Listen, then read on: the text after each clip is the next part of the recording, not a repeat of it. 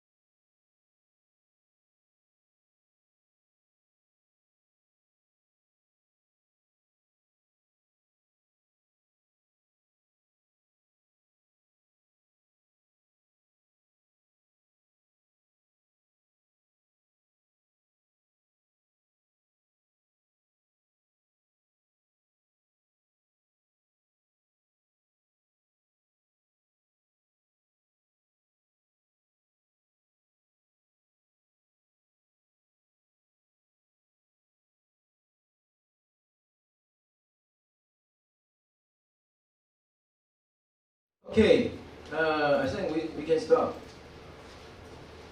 Okay, Tony, I can hear you Sure. and see you. Yeah. We are going to start the meeting, yeah. Good. Okay, so ladies and gentlemen, welcome to International Online Conference of COVID-19 Health and Humanities. Let's welcome our Vice Dean, Professor Xiu Chen, to give us opening remarks. Ladies and gentlemen, my colleague, on behalf of the College of Public Health, National Taiwan University, we are very glad to have this online meeting on humanity and particularly focusing on COVID-19 right now, because this is a very important topic. And first of all, the meeting is not for this. It's for the President Health and Humanities.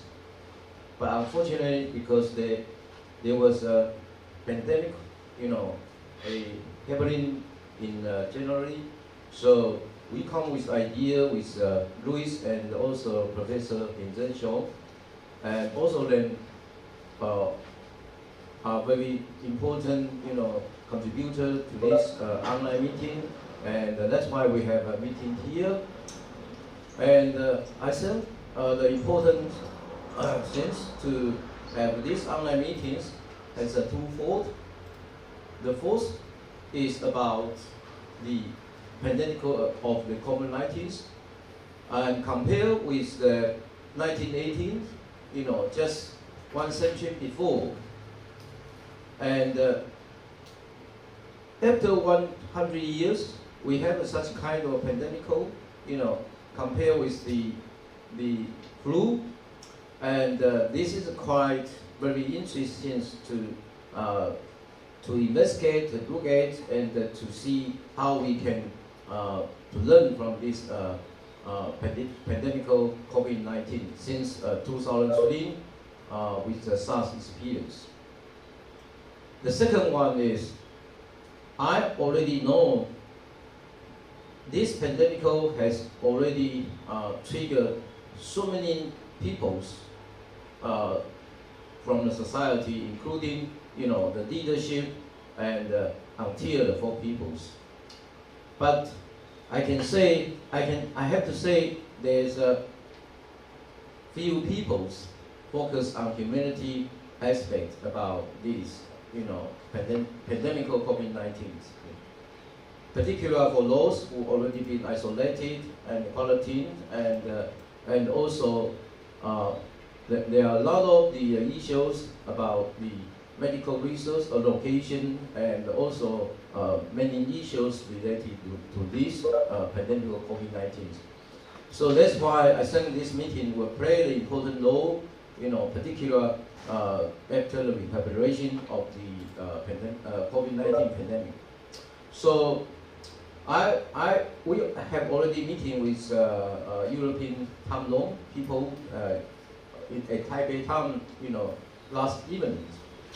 So today this is the second meeting with our friend and also colleague, with the North America people and the Canada people, So I hope, we can continue this series of the meetings to talk about how the humanity make contribution to the prevention of the COVID-19 pandemic, in addition to the containment measure and also the policy for stopping, the spread of the disease. And I would like to thank our Asian participants, on the air to join with our meetings. And I know because the online meetings, so we don't have time to have an interactive discussion, but I hope you can enjoy all the experts, around the world to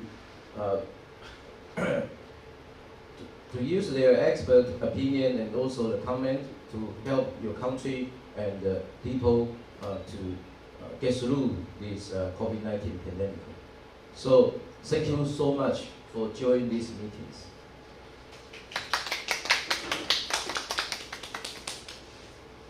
Thank you, Professor Chen. So now we are continue to our first topic. And in this session, the moderator is Professor Sean Bington. And let's welcome her to moderate this section. Hello, good day for those from North America and also in the Asian Pacific. I have the pleasure again this morning to introduce you to our overall organizer, Professor Chen Xiuxi, Tony Chen. Yesterday, I mentioned his academic credential as a person who's trained in dentistry in the Taipei University, Medical University, and then went on to public health, and then on to be trained in biostatistics in Cambridge, master and PhD. I forgot yesterday to introduce to you, he also carries two very important titles which allow him to help us, and we're really, really fortunate because he is the Associate Dean of College of Public Health in National Taiwan University. Also, that he's the president of a very important professional organization that's also his expertise, namely cancer screening. He's the president of the International Society for Cancer Screening in Asia. Because of that, as you had just heard from him, we got to engage not only colleagues from Humanities and from Mutation, and other groups, but also our colleagues in Southeast Asia and East Asia who are in clinical medicine, but in a leadership positions and who've been raising very, very critical questions. Of course, we're all very fortunate because with him, we hope to be able to invite all of you in person to Taipei before too long. In August, if not in June. So please help me to welcome Professor Tony Chen. Thank you again, for Bington, my old friend.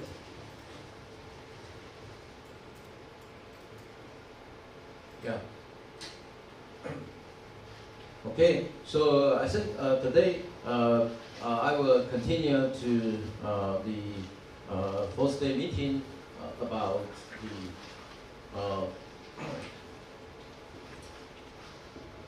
the COVID-19, pandemicals. Different countries use different content measurements. So there is no ideal model actually from my viewpoint. Next. So you can see from this slide, and again I mentioned from left side to the right side, you can always think about from no containment measure until very strict containment measures. So there's no ideal models because the pros and cons for each of the containment measurement. And simply to say, you know, if some people's, you know, propose idea of the natural process of infections to produce the herd immunities, and of course they will infect peoples, then they will have herd immunities. So say 70% to protect the 30%. So this is an idea of some, you know, the experts and scientists proposed at the beginning of this pandemic. But the point is, they were sacrificed, you know, many people with fragile physical strength and also the low immunities. So there's always the loss and gain.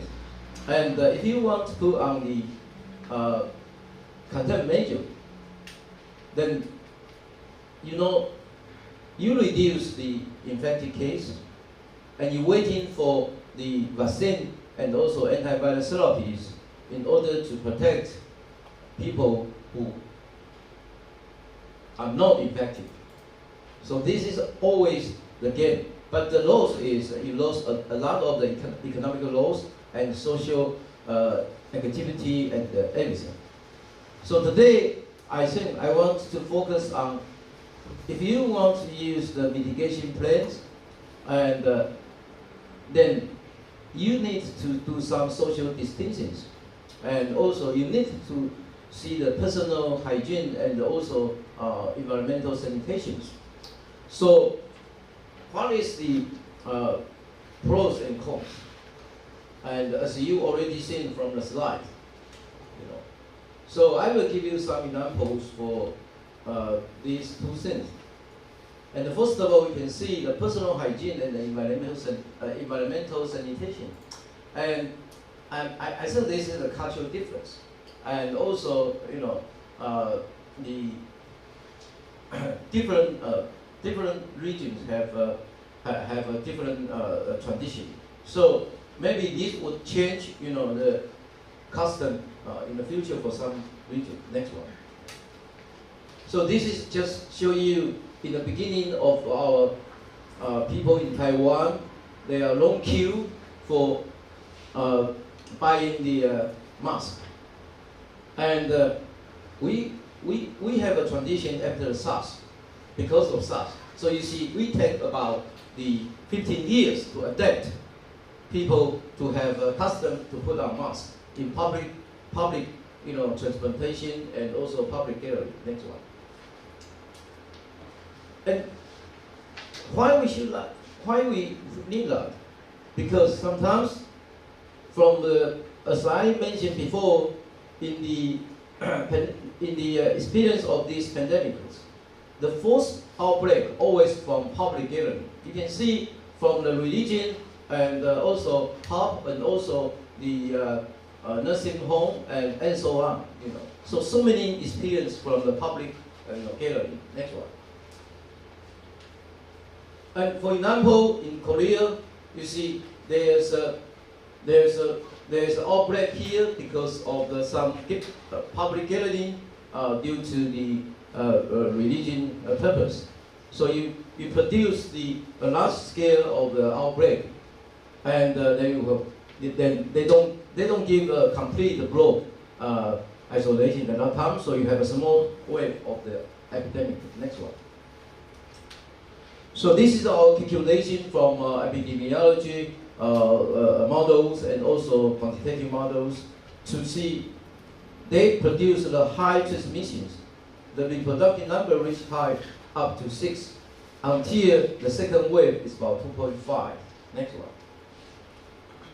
So because of this experience, people propose the social distance. And this is always also the old traditional in Finland, because I stayed in Finland there about 3 years. People always, you know, have 1 feet, you know, 1 meters apart. You know. Next one. So we use this concept to suggest if your religion activity still, need to be held. So why not you take the qualitative measures, try to see, try to set out the quarantine, for fever, and also the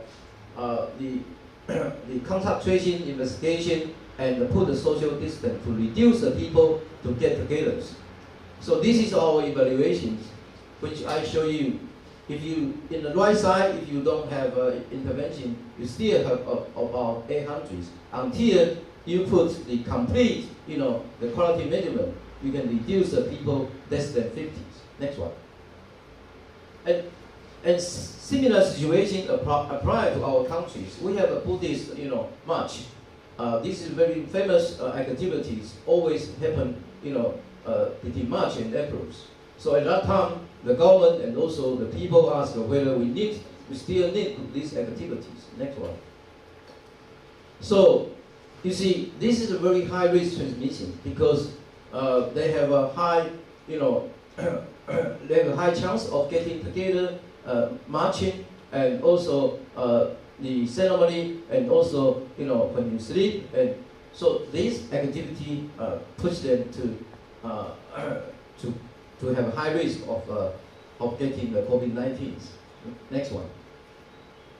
So this is my suggestion for the government and also for the people to have this activity by providing the fever screening, and also the contact history survey, and also the enlarge the distance between the people. Means you have to reduce the people to attend these meetings. And next one. But finally, they postponed, and they are very cautious about this. Why? Next one. Because I give them the evaluation. The evaluation show, if you have these activities, you sacrifice the infection. You would sacrifice to get the people to be infected. Until, if you want to do very strict, the quality measurement according to my suggestion, you see your reproductive numbers will be less than 1. That means you can control the epidemic. So finally, the people determine that because the quarantine and also the social distance are too strict for them.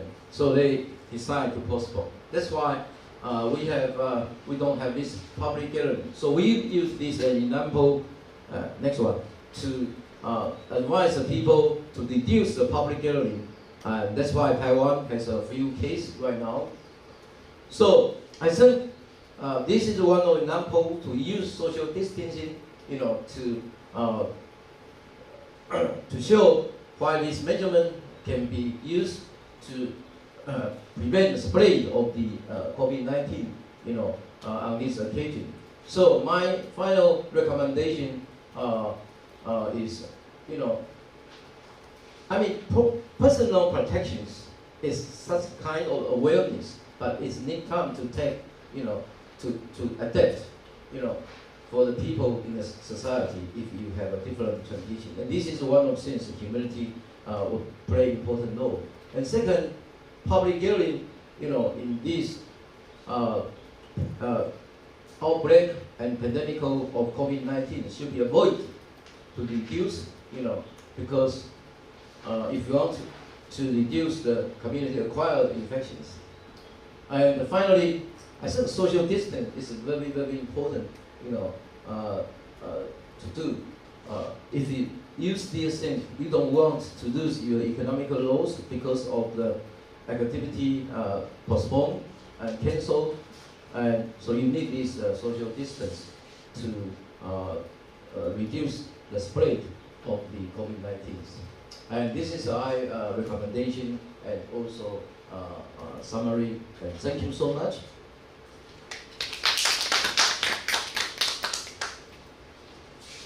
Thank you, Professor Chen. And so now we'll continue the next section. And in this topic, the moderator is Professor Shi Chen. Let's welcome Professor Chen.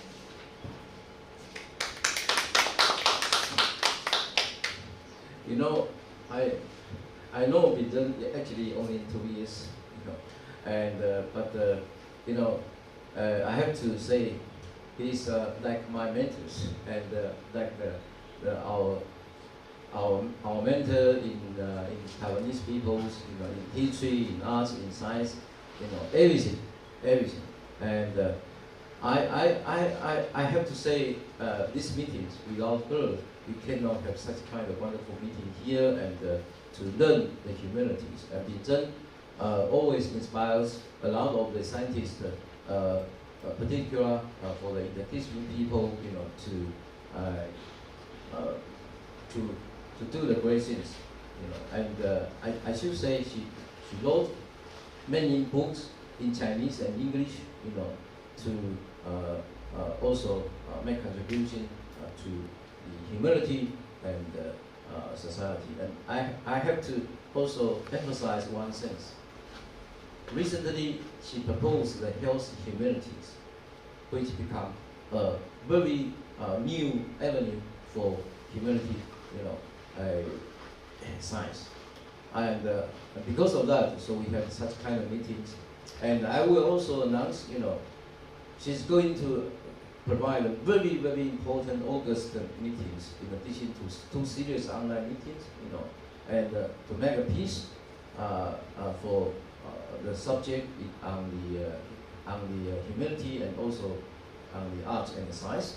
And I think this is also very important for COVID-19.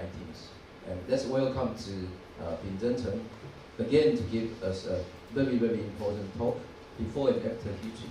Thank you. Thank you, Tony. So I have a few minutes, and I would like to continue in a way of what we were thinking together from yesterday. And before then, I prepared a short position paper called Pandemics in History. I'm a historian, trained also in public health. History works retrospectively, but we're now caught in the middle. And so we could think about before and after, we could reflect. But this morning, I would like to share with you from history about some unexpected outcomes for people who are now still in the struggle, people who have lost their loved ones, our doctors and nurses and other people who are in the middle of a really, really difficult struggle. I would like to share with you that there will be an after, that one way or the other, we're going to be able to come out to the other end. We know this from sciences, but also from history.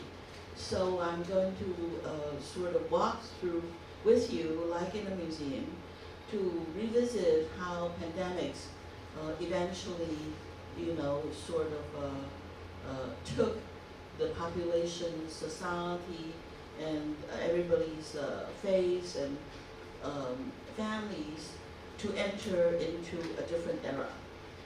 With the Athenian plague in the 5th century BC, we knew that although it was, like most pandemics, a surprise attack, when the Athenians, sort of they themselves were scared and, lost lots of lives, both the military and general population.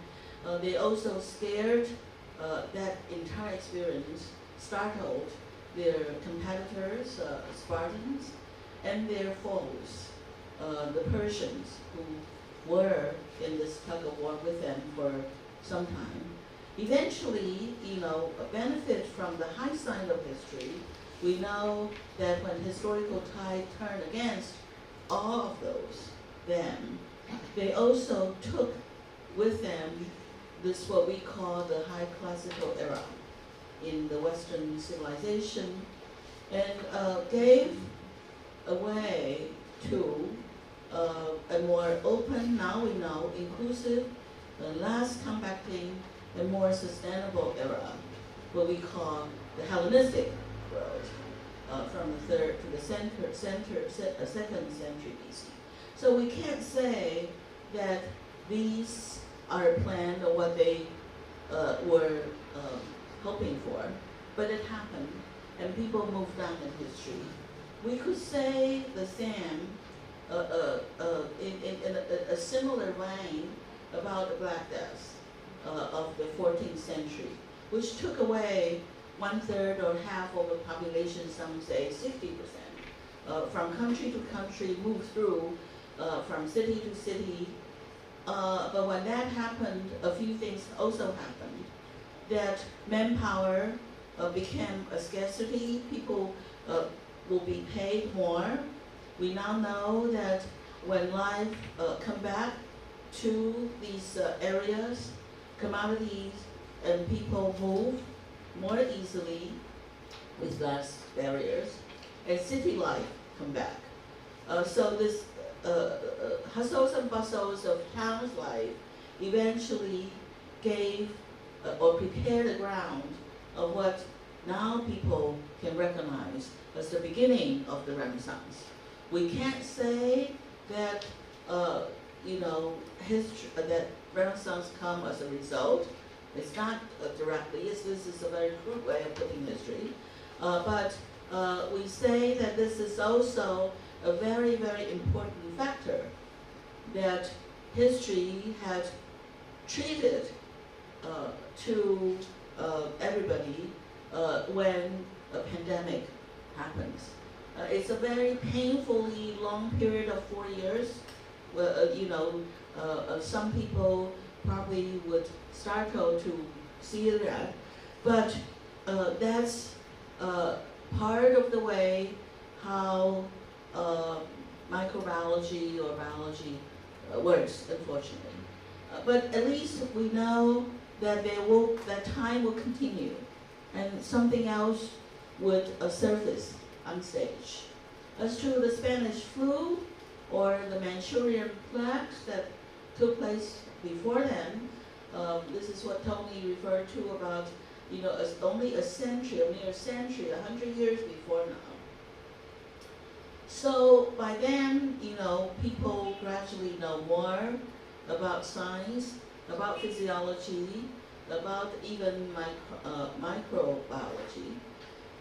And in China, in Greater China, the main force told everybody in their enlightenment to say that we need to embrace Mr. Science and Mr. Democracy. What happens when Mr. Science surfaced together with Mr. Democracy for all Asian countries? It's again a painfully slow process to learn science or learn democracy or to make way for such forces.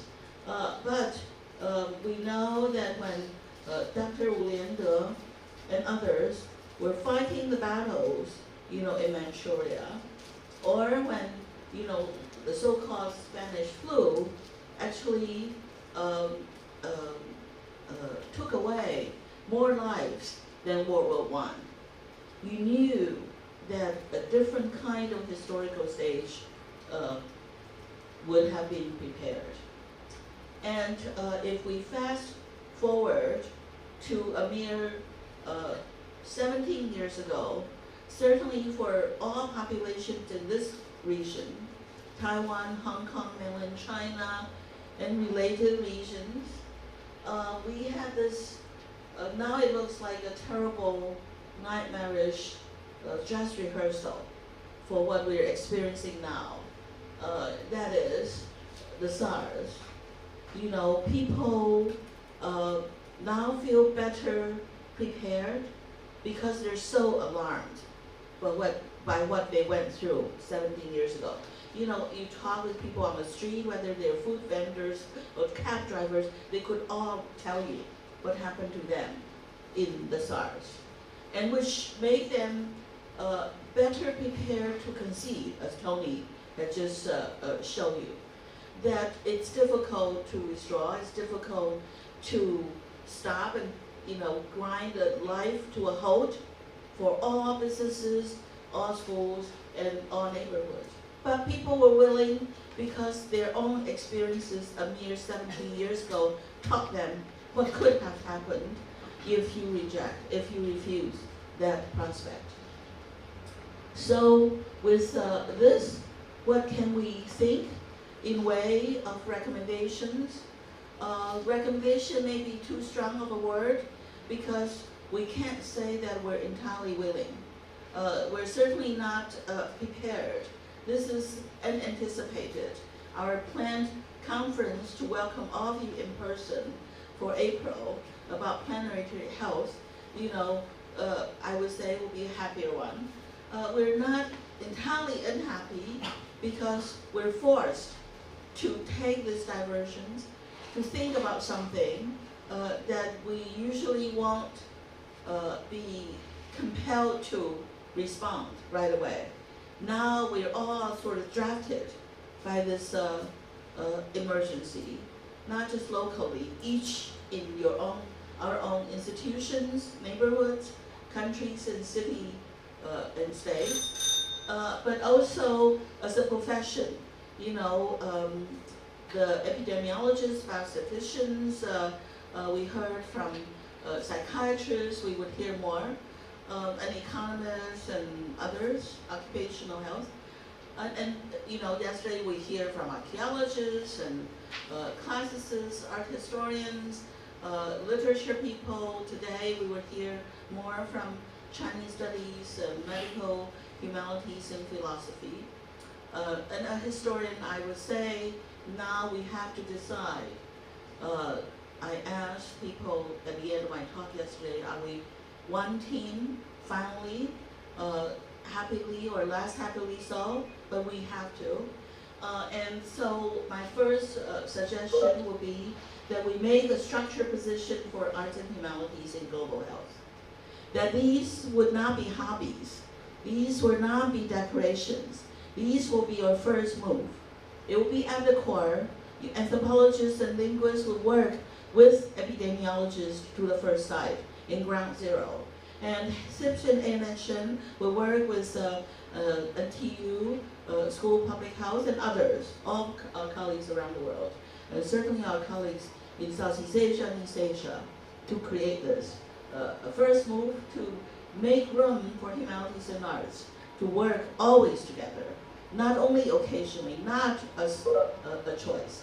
Second of all, humanities scholars, like others, would have to be better prepared to participate in this kind of profession. We have to train our students differently. We have to arrange our work schedules slightly differently so that we could work with other forces in meeting these specific needs when they surface, whether they're pandemics or other kind of urgent matters. And these are the words I leave with you. I hope we will be able to continue to write and think and publish. Thank you.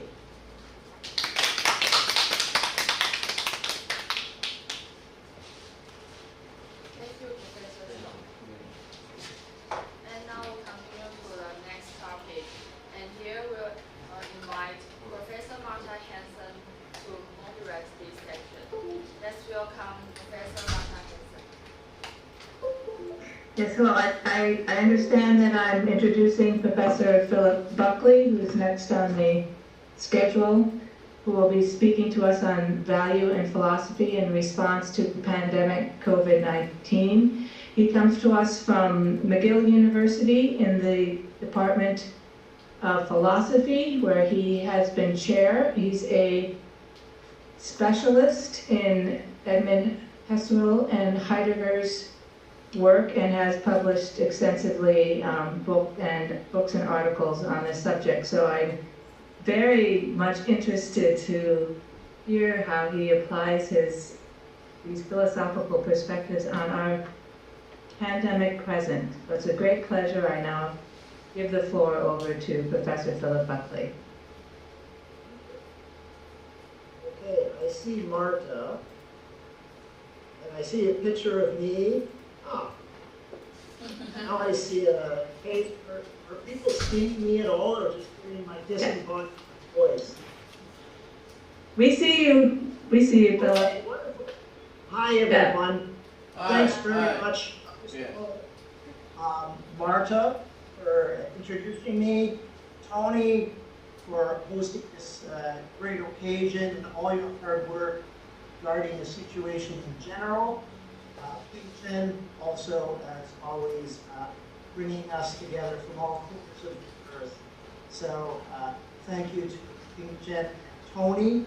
Thank you also for your preliminary remarks.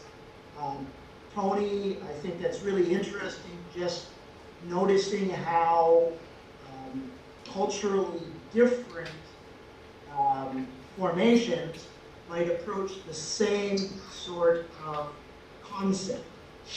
One could say social distancing is a particular way in which everyone might admit is a good practice to follow, but how it's followed and the impact of social distancing admonitions vary from place to place, as we've seen. Thanks also, Ping Chen, very, very much. I think this is absolutely crucial. History plays a huge role in the contribution of our understanding of the present situation. If there's one word I really think is overused at the present time, it's unprecedented. Apparently, we live in an unprecedented age. But I think historians with a certain inspection show that perhaps what shocks us and disturbs us is not always all that. And so I think I really thank you, Ping Chen, for your intervention.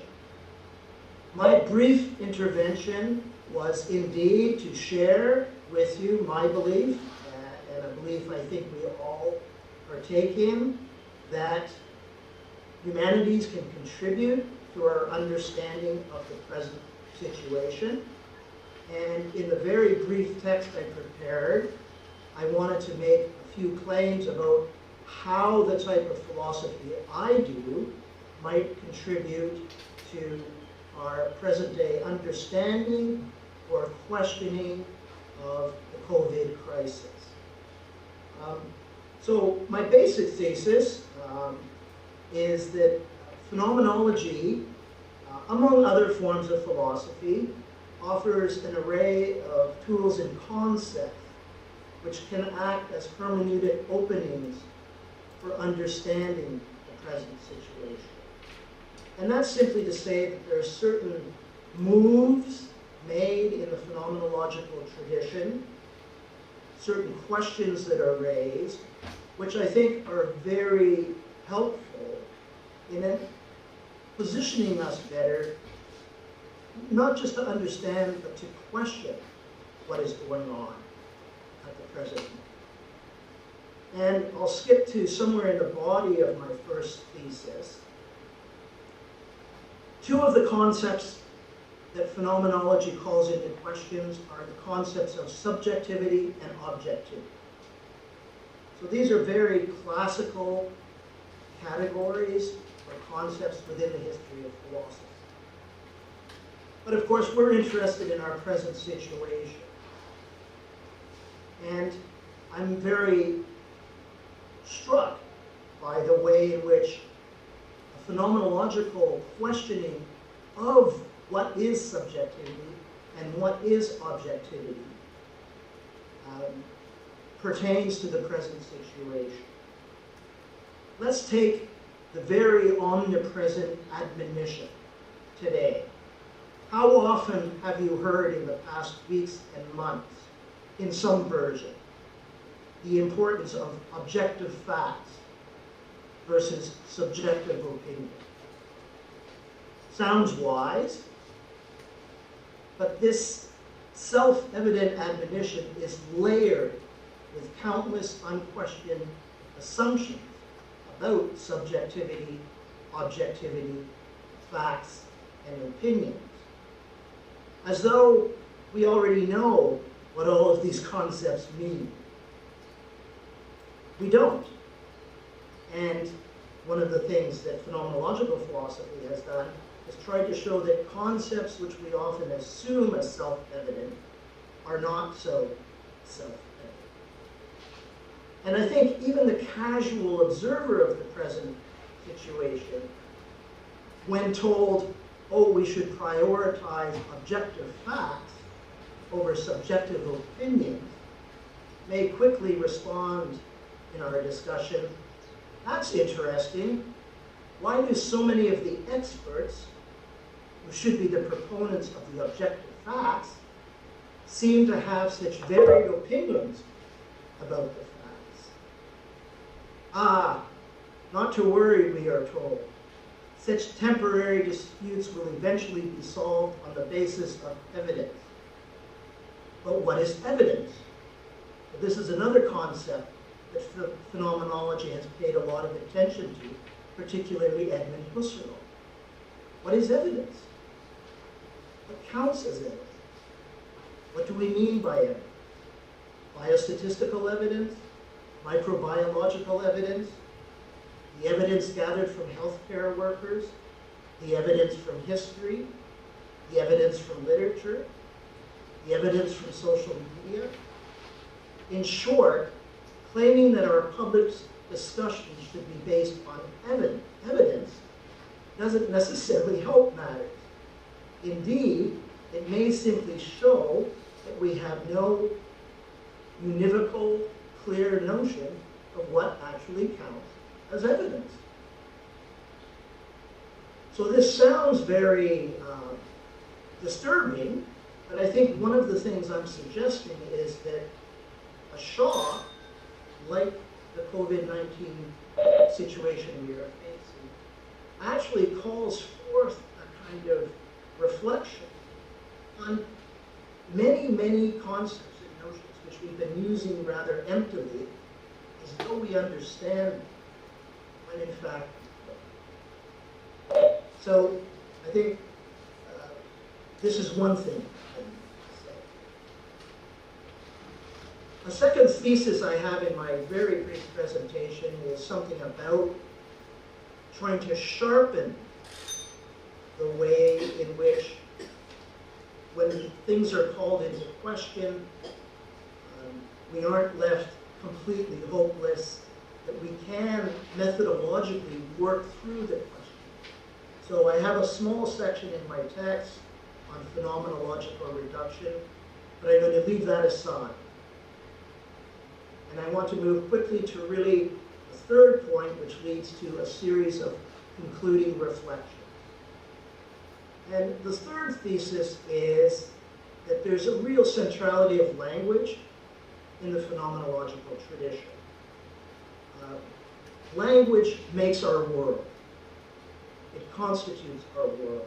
In other words, it's not just a medium for connecting a mind and a world, or an isolated individual and an isolated individual.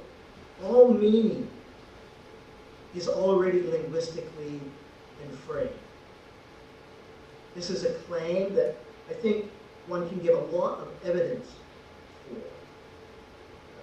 There's no such thing as languageless meaning.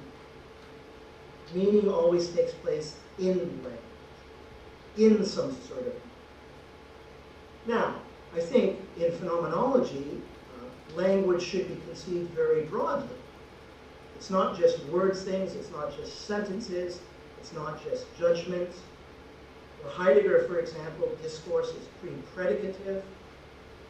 Language may come to take the form of sentences, but discourse itself is richer, broader.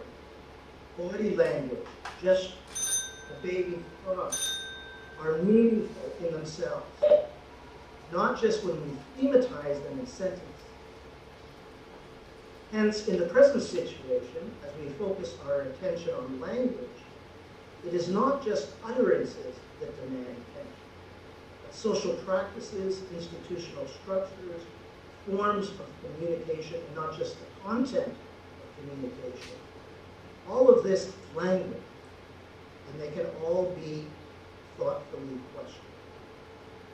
So I'm just going to actually raise 5 different narrative structures, one might say, stories that we hear today that have struck me from a phenomenological perspective and have to do with the centrality of language in constituting the meaning of our shared existence. The first one is the language of war. We are at war with the virus. What is going on in this discourse? Why is this discourse so prominent? How is it that harnessing the threat of a potential invader strikes one as an appropriate discourse or an appropriate language in which to discuss the present situation? Is it merely heuristic or hortatory? Do we use an allegory of war to somehow create social solidarity against a common invader? And what of this invader? What of this alien virus? Is it at war with us? Did it declare war on us? Is it a just war we are involved in? Refer back to the medieval notion of war. Someone I was talking with in this context recently said, we're the ones who invaded the space of the virus, not the other way around. A thought-provoking claim, but it shows that there's a particular linguistic structure at place in the way we try to make meaning out of the present situation, which often just goes undetected. Philosophy calls attention to that. Let's pay attention to the language of war as in a questioning way. Is it an appropriate manner? I think accompanying the language of war is the language of self-protection and isolation. The self as self-subsistent and invulnerable to the alien. Here I think there's a sort of notion of subjectivity or the self that's at work in the present discourse. It's as though the self is its best. We're most ourselves. We're a true self or an authentic self when we're somehow invulnerable to attack by the other. If we can isolate ourselves, if we can build a castle, then we are more of a self. We've protected ourselves against the other, and therefore a more vibrant and healthy self. I think this is also a particular form of discourse which probably shoots through certainly immunological discourse for a long time. And I think some of its presuppositions might be called into question. The presupposition of isolation and impenetrability, which seems to motivate and frame part of this. A third discourse I've really noticed is quite interesting is the language of visibility and invisibility. This comes up a lot. So in the language of war, or in what we're protecting ourselves against, we're protecting ourselves against an invisible entity. I think our notions of visibility and invisibility are often quite impoverished and facile.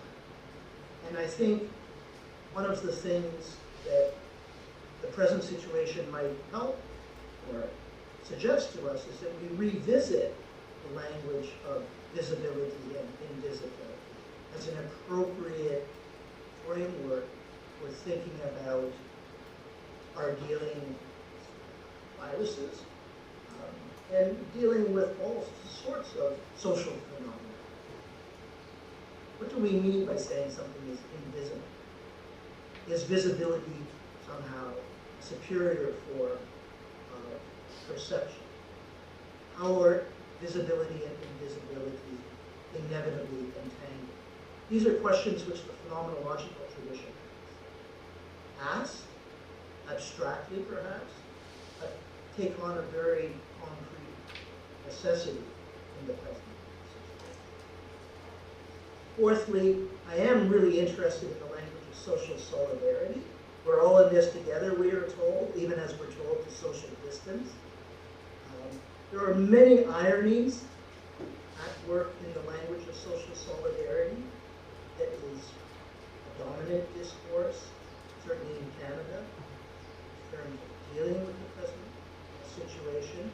And there are some worrying aspects about it, although personally I don't oppose the notion of social solidarity, but I think what some people mean by social solidarity is perhaps not full of solidarity. And finally, of course, there's the virtues of technology, which no one can deny. I'm delighted to be able to see you, to share these few thoughts with you through this technological means. But I have to be honest, and it may have to do with my own impoverished abilities with technology. I'd much rather meet with all of you in person, and I hope we can do so very soon. Okay, thank you. Thank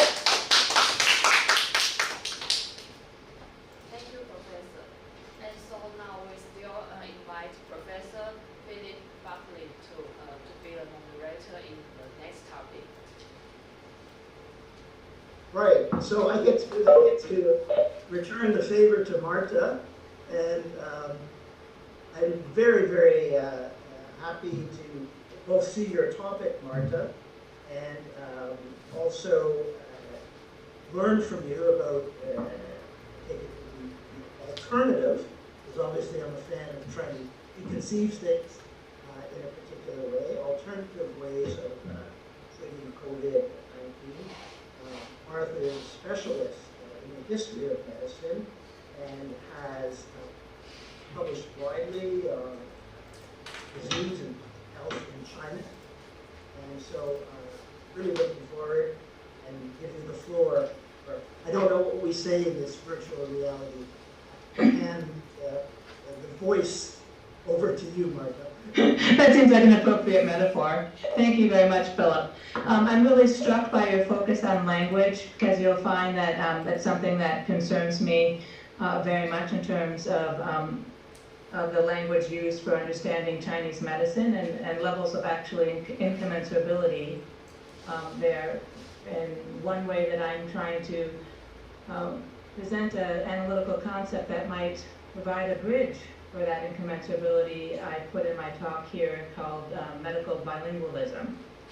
So I am going to talk first about orthodox and alternative medicine and how it's been framed, at least in the United States. And then I'm going to talk about the work that I have done on China, sum up how I think about the SARS case and how I think about the COVID-19 case in terms of traditional Chinese medicine as similar but also really different.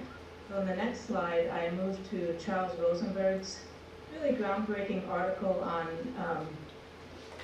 the Complementary and Alternative Medicine Office that was established in 1991 in the National Institute of Health to a great uproar. There's a lot of protests about this. It's highly politicized and considered by many to be completely inappropriate to be in the National Institute of Health.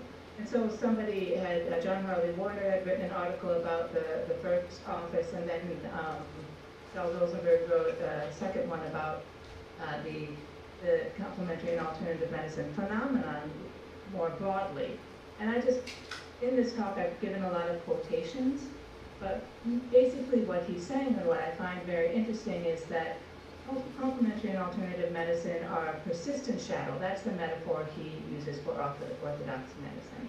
And there's very clear reasons why that's the case. He says that there'll never be a way to get out of the fact of alternative medicine. He himself would never use an alternative medicine practitioner, so he identifies himself on the side of orthodox medicine, and he's basically written his his whole career is on the history of Western medicine or Orthodox medicine in the United States. I actually worked with him when he was at University of Pennsylvania before he and his wife, Duke Gilpin Faust, who became president of Harvard, moved up to Harvard. But what I find very fascinating is the last sentence of this that I quoted here for you.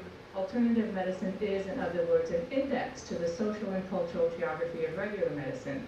It illuminates needs unaddressed in our healthcare system and aspects of our system not easily reduced to that which can be validated, measured, expressed in data-driven algorithms. And he actually gave 7 factors for why the persistence of complementary alternative medicine related to that. And I'll just list them all quickly to you. That there are diseases that are age-related and chronic that are either untreatable or require multidimensional care, like diabetes and asthma, that also lends support, or what he calls patronage, to complementary and alternative medicine, or CAM for short. Number 2, that there's persistence of populations that are underserved because of race, because of where they are in, let's say, rural United States, ethnic diversity, etc., all, and class certainly play into what's affordable and accessible. That also lends patronage and support to CAM. There's also the individual dimension of subjectivity, the idea that you have a certain feeling and certain sense of disease or dis-ease, illness, that it doesn't fit into the categories of Western medicine. And so people are frustrated and look elsewhere where they can find therapies. The 4th and 5th one are interesting in the sense that they are about what Orthodox medicine devalues more. So the first is the mind-body relationship, so it tends not to focus on the psychological and emotional problems that people find central to their sense of health. And the second one on diet and regime. Now, of course, these differ in different disciplines, but dominantly CAM is a place where people go for more mind-body relationship issues or for general health and diet issues. Number 6, he says, there's a deeper sense too that there's a search for meaning that people find in their experience of illness, and they don't find it in Orthodox medicine, and so they go for care, let's say, in the more sacred traditions or religious and spiritual traditions. And 7, that there's just a basic unresolved, maybe he says even unresolvable conflict between the high-tech care, genetic therapy, let's say, organ transplants, the technical capacity, the need to be predictably efficacious, right? So the randomized controlled trials on pharmaceutical interventions, and the expectations from patients of time with them, and in a relationship and compassionate care. So he ends with that, those 7 main reasons why in the United States you have individuals continuing to use CAM care and going outside the boundaries of Orthodox medicine, and he considers that just to be kind of a dialectically constitutive part of our broader medical pluralism, and an explanation why CAM continues to be so strong in the United States. Now, moving to the next slide, I think the case in China is, at least in mainland China, is very different. It is not a persistent shadow. Let's say traditional Chinese medicine is not a persistent shadow of biomedicine. Now, maybe it's a xiaodao, a lesser way, it's hierarchically subordinate, but it is nonetheless, in mainland China, absolutely an integral part of the healthcare system since Mao established Chinese medical colleges and hospitals in 1956 and thereon. So what I found really fascinating in looking at the SARS case was that in the media covering Chinese medicine, it was completely disparaging of and critical of the run, let's say, in the Chinese pharmacies for Amandan or different kinds of traditional drugs. And the coverage was exclusively about the popular sector, what people were doing to try to protect themselves or prevent getting SARS. There was no attention whatsoever to what was actually happening in the hospitals, which I was tracing in the press. Are we about to end? Oh no. All right, so I covered this in this, we can continue, I have quotations, basically saying that they missed the 50-some years of Chinese policy.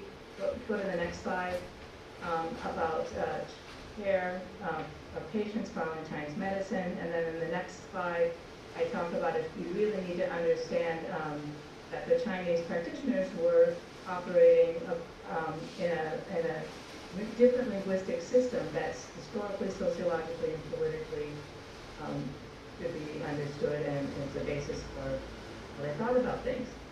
Now, if I go to the next slide after this, I also concluded in my book an argument that why do Chinese disease categories like Wenbing, which covers acute febrile diseases, including SARS, persist into the present? And I argue that's because they legitimate therapeutic rationales that are completely neglected with the more narrow definitions in Western medicine. And also the narrow definitions in medicine, which actually Rosenberg talks about, don't account for the wider range of experience that people feel about their illness, and certainly in another culture, how they understand it. So now I'll go to the next slide. In the next slide, when I wrote about Tu Youyou receiving the Nobel Prize, I noted that it wasn't because she was using traditional medicine. I mean, they accept that that's where she got her inspiration from Go Hong's treatise in the 4th century, but she completely transformed the compound into something that was much more powerful. And what they were recognizing is that this ended up saving millions of lives. So that's, she and the people that won the Nobel Prize for Medicine that year had developed drugs that were widely saving people's lives in the third world. So I think that was the political end of the Nobel Prize Committee. But going to the next slide, I wanted to note that what's particular about her is that she came out of the Zhongyi and Zhouyuan, or the China Academy of Traditional Chinese Medicine in Beijing. Well, I had spent many years. Actually, one of my best friends went to Stockholm with her. And this is a medically bilingual institution, by which I mean that she had access to Chinese medical texts. She could read them. She pulled out something she found that would be useful and ended up being very effective in organic chemistry. So she combined the ability to, et cetera, with other approach. So let me just wrap up here that I think this, in the next slide, I just want to finish that, this on medical bilingualism, we see a different kind of individual integration in practitioners who are using it at the bedside of integrated medicine, that it's within themselves. It's different from Tu Youyou. They actually know Western medicine, but they're trained in Chinese medicine. Just quickly to the next slide. This is a little in the next, so then they're broadcasting the different kinds of drugs that are happening in mainland China. And then the next slide, to wrap up quickly, please. Right, so the response is typically exactly what you find in the response for SARS, very critical, which we can understand, but actually Breitbart goes so far as to say this is just a way that the state is enriching itself, so it's really critical. And we go to the next slide to wrap. I'm almost done. Right, so I think what I put here is that I understand the skepticism. Right? The formulas are not tested according to the gold standard. They're complex because they have raw herbs. It's hard to understand the synergistic effects, hard to control the quality of them. And also the Chinese rationale, that is, going back to Philip's talk, the linguistic world in which those formulas make sense is incommensurable with Western medicine. And that is why I argue that the concept of medical bilingualism is really important to understand what the Chinese physicians are thinking when they decide that it's in the best interest of their patients to use a combination of these formulas and Western medicine. And there, I think it fits really nicely with Philip's talk, but on a little different angle about language and understanding the rationale of using Chinese medicine for treating these acute infectious diseases. Stop there. Thank you.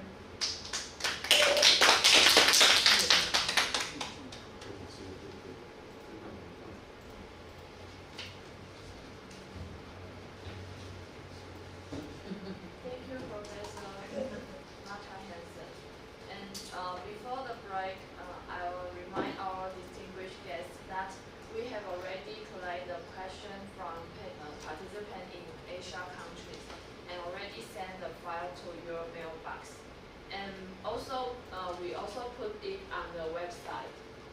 in the program agenda. And please slide down to the second day.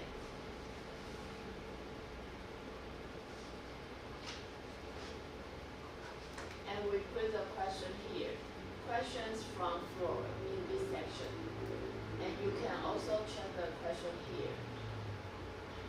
So if you have free time, please check it before the discussion section. So now we'll take a short break, and the next session will start in 10 minutes.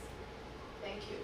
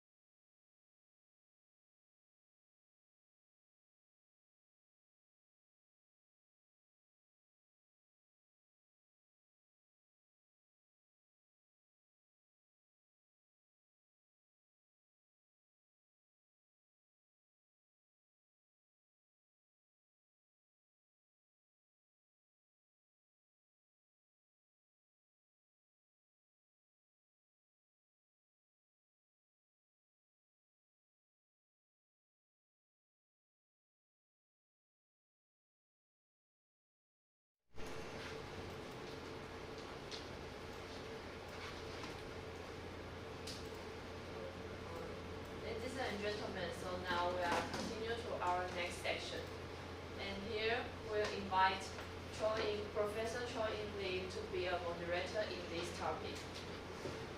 Let's welcome Professor Choi In-Lee. Good day, everyone. I have a question about all agreement. So, to take a list of items, comment and titles about let's give he's a professor of philosophy emeritus in New York City.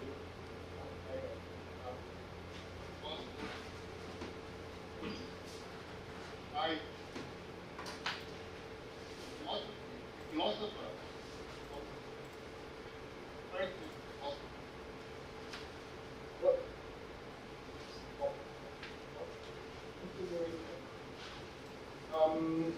he's currently pushing for engineering ethics, output, on the development of for use of network experience.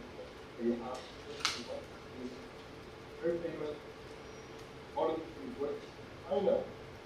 He's also an active participant, current member of the board of directors of Asia New Humanities.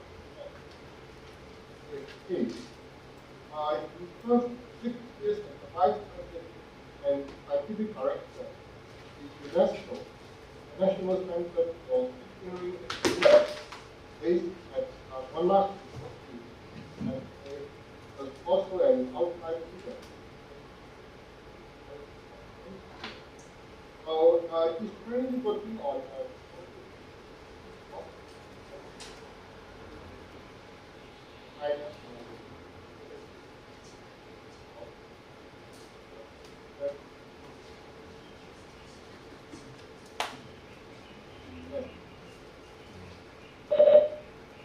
Is it my turn to talk now? I thank you for the introduction, but I was understanding you mostly by lip reading because for some reason your audio was not coming through too well to me. But I want to thank everyone for this conference, for preparing it and organizing it, and the presentations both in yesterday's session and so far today have been really insightful, and I feel that I'm just learning so much, and I hope I can make a small contribution. I'm trying to look at COVID-19 as a crisis, and a crisis on multiple levels. It's, of course, a medical or kind of crisis. We all know that. It's a political crisis as well. It's an economic crisis. It is affecting us on many, many levels. In responding to this kind of crisis, I'm going to try very hard to not be political, although the experience of it, especially I think these days in the United States, is intensely political, where we are becoming increasingly despairingly aware of levels of negligence and gross incompetence and widespread corruption that's influencing the management of. And this fact, I think it's a fact, creates a particular challenge that I'm trying to embrace, which is what should, in the face of this kind of multifaceted crisis, can or should the humanities or philosophy do? Next slide, please. Next slide.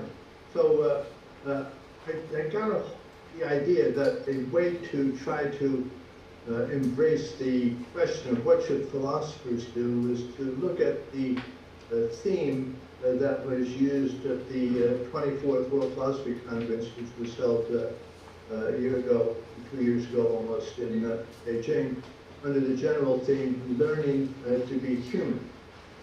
And I'm going to ask, in the case of something like this, what does that mean?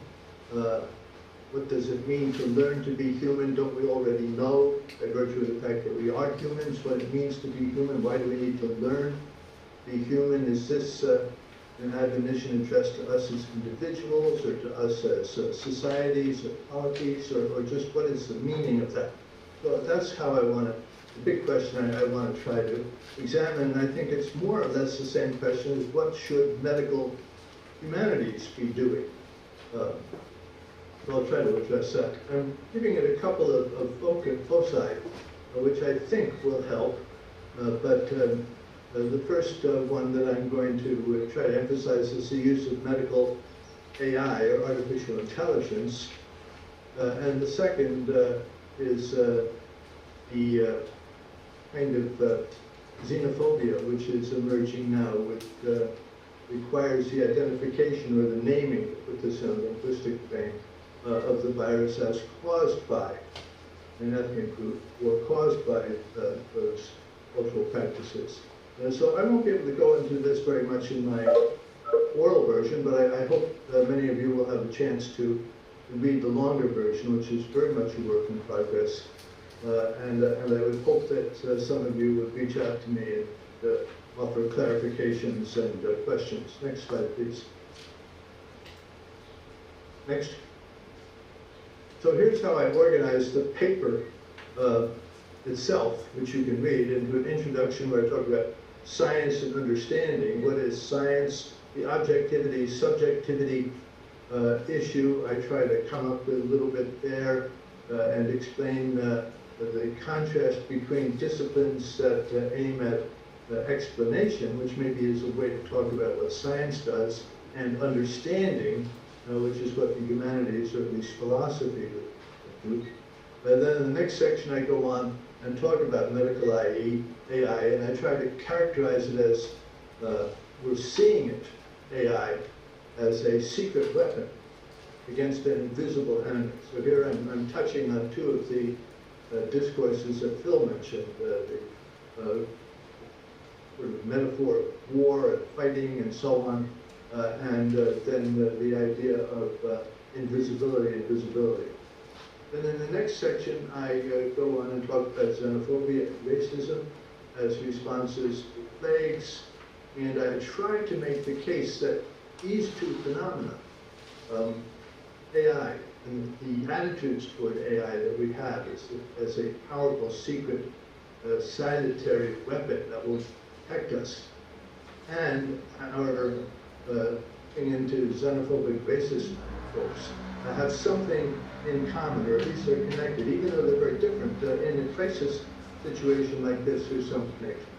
And then finally, I conclude with trying to say, what does it mean to be human, and what do we need to learn, actually? And they're in the open. So in this presentation, I follow a different scheme. Next slide, please. Next, please. So first area I talk about is medicine, questioning what is medicine, and raise a number of questions. Of course, medicine is both scientific and an art. It's both striving to be objective and sort of evidence-based and data-based at the same time, that it's also got a lot to do with empathy and feeling and our own subjective assessment, or our own personal assessment of how we feel and so on. And so I bring this on and suggest that medical humanities and learning to be human are both grappling with this kind of question. Next, please. Next slide. So section 2, I ask about how the coronavirus is perceived. And there I talk about it because it seems to me that you can find this in most of the discussions in the press, that it is somehow invisible, and our lack of knowledge of it, because it is invisible, gives rise to fear. The fear is very closely related to awe. So there's something, powerful or awesome, something that is some kind wholly other to what we are in the virus. So our ability to know how to, if we're going to try to defeat it, if we're going to struggle with it, if we're going to protect ourselves with it, how do we do it? the metaphor of Adler war, I try to contrast with other things such as healing versus fighting, or restoring versus concentrating or eliminating. All of these linguistically and philosophically and historically and culturally are very, very rich with many, many layers. And just every time you touch it, it opens up into something else. This is one of the problems I have with the paper, in that I keep opening up more and more things. Then my peculiar thesis that in section 3 here, point 3, how is it that two otherwise dissimilar and apparently unrelated phenomena come together? And the two that I have in mind are AI, and this I mean advanced, sophisticated AI, perhaps AI that's more advanced than it actually is, things that many people believe about it that are perhaps more than it is, and on the other hand, racism. But the idea that I have is that both of these are ways in which we try to define ourselves as having a kind of superiority. That is to say, we have a strength in our own nature, which will allow us to prevail over this invisible enemy. So AI, which is like a superhuman, if you define humanity in terms of our cognitive abilities, a superhuman person, that's our secret weapon, a little bit like, Dr. Frankenstein's creation. These things have a tendency to backfire. Xenophobic racism, where we have an other, but an other that we can name and describe, a wholly other, and denigrate and feel superior to. So that's the common ground there, and I try to tease those things out a little bit. In both cases, what I'm trying to do is to point back to how we understand ourselves. What does it mean to be human? And is this way that we know how to be human, or think we know how to be human, somehow constrained by history, or constrained by ignorance, or constrained by faith in something that couldn't be granted so much faith? Where do we stand on that? Many, many issues in this. And next slide, please. As I was starting to say, point 4, rationality and superiority. Does rationality make us superior? Are we, allowed to do whatever we want with other forms of life because we have reason? This is a traditional notion that has endured for some time. But why should that grant us a sense of superiority? Is it legitimate? Is it right? We need to reassess that. Seeing beyond master and slave, self and other, all of these things I've touched on. The great equalizer in all of this, of course, is the fact of the finitude of life. We're all going to die, and how do we die? How do we die with dignity? What about life offers dignity? So that's sort of the big question that I think we need to learn. Why do we think that life has intrinsic values? Why is life itself, and human life, and the adventure of human life in particular, worth pursuing? How do we account for ourselves responsibly in this environment of ongoing and perpetual crises? Next slide. Next slide, please. Thank you. I'm all done.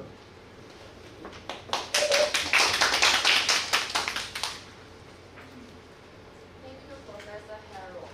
And before the Professor Lee's speech, can I check with Professor Lee that because your microphone, we cannot hear you clearly, could you please move your microphone Can you hear me closer now? to you? I hear you now It's more clear. better than before. Thank you. So, Okay. so we'll Okay. continue to the topic. Then we'll invite Professor Harold Shorten to invite to be a moderator. Let's welcome Professor Harold. Thanks. Well, it's a great honor to introduce my friend and colleague, Professor Phillip Richard Lee. He's a professor of Chinese Studies at the National University of Singapore. He's, I think, originally from Hong Kong, master's education from Hong Kong institutions, the University of Hong Kong in both cases, and then he went to the Australian National University for his PhD. He teaches in all of the basic areas of Chinese studies, in history of China, Chinese cultural history, and Chinese thought and culture, which to me means Chinese philosophy. I know that he's done quite a bit of work on Neo-Confucianism, and a special interest of mine. He's done Ming-Qing studies. He's written one essay which I have not read, but the title makes me want to read it very much. Do traditional values still exist in modern Chinese societies? His talk today is on traditional Chinese medicine and should be a very fascinating counterpoint and complement to Martha Hansen's discussion of bilingual medicine, and he calls it Humanity and Health in TCM, or Humanity and Health in Traditional Chinese Medicine. So please, I look forward to listening. Thank you. Yes. Can I have my... well, my apologies for just now the technical issue that I failed to probably the audience can't hear me producing to them. So, okay, my paper today, because of the time constraint, I will just want to make key points regarding this topic, humanity and health in traditional Chinese medicine. The first point, next slide. Okay, the first point I want to make is about personal health and humanity. Well, because traditional Chinese medicine is influenced by Confucianism, Chinese culture. So in the Analects, Confucius mentioned about your physical body care and clean and inherit from your parents, not allowing anything to do injury to you, where chemotherapy begins. So that things of recently advice from the government in UK, it says that, well, it advises people to stay at home. And then they say the penalty will be to your grandparents. So I think this is well, in Confucianism, in this respect, if you take care of your physical body and health, it's the beginning of your life. The basic requirement of human being. Now, just now, Mr. Wilson mentioned about learning to be human. In fact, in Confucian philosophy, we are born a benevolent person. So to bring out the innate goodness by means of education, learn how to do. So I think that is very related. The next slide, please. So in Chinese TCM, traditional Chinese medicine, there's always the saying that prevention is better than cure. So 500 years ago, Chinese physician, this man himself got heaven to govern his life, and he abuses himself, lies down, while he who takes good care of himself enjoys a long life. So every part of the self is to take good care of the self, and of course the self is the central unit of the society, of the family. And of course, the further extension will be the state and also the whole world. Next slide.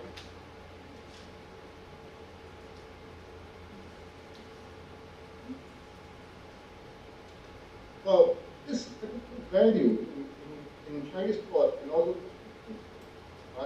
this application of the style is not only confined to your own style, also extend to others. Mentions another famous thought that care for one's own aged parent and extend the same care to the aged parent of others. Not one's own young student, and the same student of others. That is the extension of picking up the good style to the society, to the family, and to other people. To care for the young and the old is the responsibility and mission of the moral person. So that means we're not only taking care of yourself, it's only just beginning. So it's impossible that just take our own free, right? This virus, right? So I think in this a human world, because it's a open society, we cannot just close our doors and taking care of it. So the conclusion idea is that developing oneself and sticking also to develop art is very much in the period of this period of time. So by extension, we said we should also talk further in fighting against this coronavirus. Right? Next slide.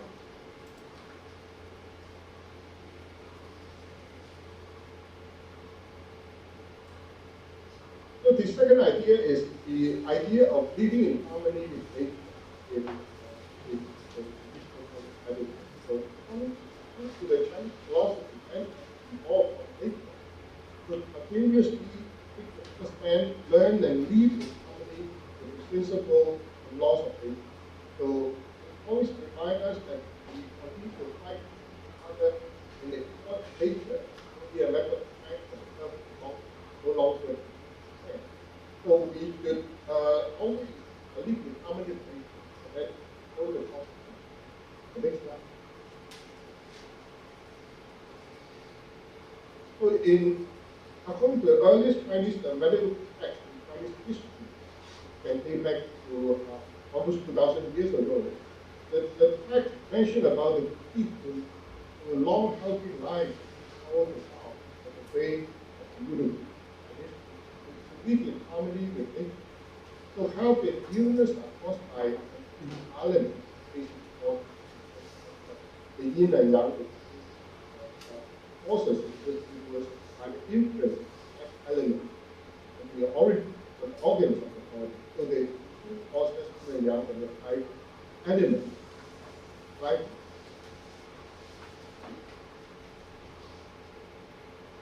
So this, in traditional Chinese medicine and also in Asian Chinese culture, there's good clarity based on two things. One, living in harmony with nature. Another one, medicine and food are of the same origin. So next slide. So based on the, as I mentioned earlier, the inner calendar in the earliest text mentioned about for a hungry person, what you eat is food. For a sick person, what you eat is medicine. So in fact, and medicine are the same. So that's why also treatment is also food. Every day, so that's the same origin. Next slide.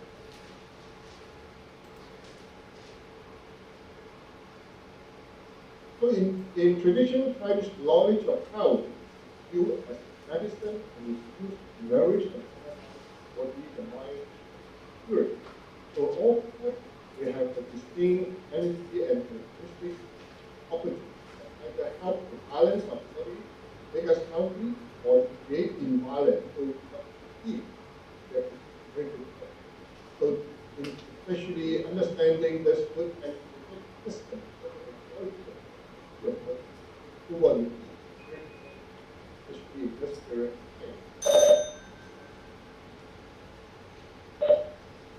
Next slide. So in Chinese, the food therapy, harmonizing of nature, they are very important role in many of the Asian Chinese medical texts. Of course, a lot of advice what we should eat, what we should eat. So on the Asian Chinese text for the food, Korea medical, list down many different kinds of corresponding context, for example, custody and curability and also vice versa, and also can help improvement, promote the movement of heat and make the flow of air, and also curve in our body, here, once necessary, and also get rid of the wind in the brain that is getting a headache. So all this kind of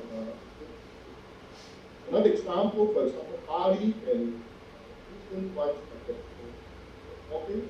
So Bali is very beneficial, especially in this period of time. Always make Bali because very simple, so harmonize the body as well to strengthen here.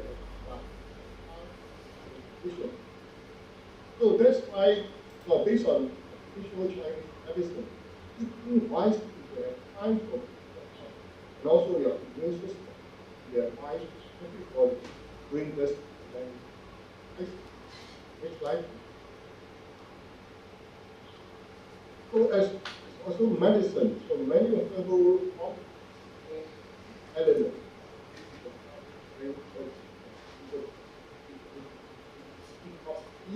So of course, also the headache and also the thought, I think, presenting them ginger, garlic, all this combination. We are strengthening our physical body. Next slide. I think while the whole world is waiting for a vaccine that would protect the world against COVID-19 virus, researchers are also hoping to find a cure that is similar to the formula discovered by Yo-Yo, who based on the ancient Chinese medical text that developed a drug that can cure the disease. Next slide, please. Next slide. As far as I know, already 2 Chinese remedies that claim to prevent and treat COVID-19 are already in the market. Because they are Chinese herbal medicine, so that's why they can easily go in the market if it's only herb. So one is called the 肺炎 number 1, pneumonia number 1, is produced by the Guangdong number 8 People's Hospital. According to its clinical trial, that 50 patients indicate that all patients at body temperature return to normal within a week. 50% of the patients' cough disappear. 52.4% of the patients' cough disappear within a week. 69.6% of the patients physical condition disappear. So, and none of the patients' situation is based on it. Another one is called the Rhetorical, is called white one number 1. So there are 2 Chinese herbal remedies are already in the market, but they are basically herbal drinks. In fact, the formula based on Chinese herb about cough and also for heat, that means the body heat. So the effect remains to be seen, although they are already on the market. So we hope that we can, of course, it sounds promising, but we hope that there will be a cure, so that we can back to our normal life. So that's before. That's all for our people. Okay, thank you very much. Thank you.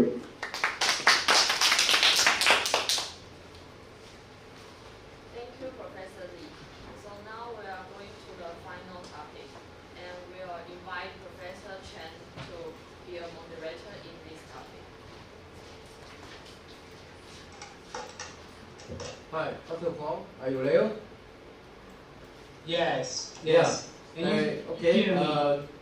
The next speaker I want to introduce is Dr. Wang Zhongzhen, and Dr. Wang Zhongzhen is our director of the Department of Psychiatry and he's a psychiatry, and he graduated from our PhD in Institute of Preventive Medicine and Epidemiology, and I think, you know, he has been invited as our the main drivers for humanity and mental health, and he already joined with a meeting before. So we have a preliminary meeting, you know, organization with Bin Zhenxiong. So welcome to Dr. Huang Zhongzhen.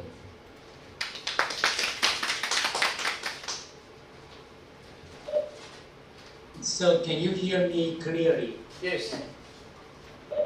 Yes. So, okay.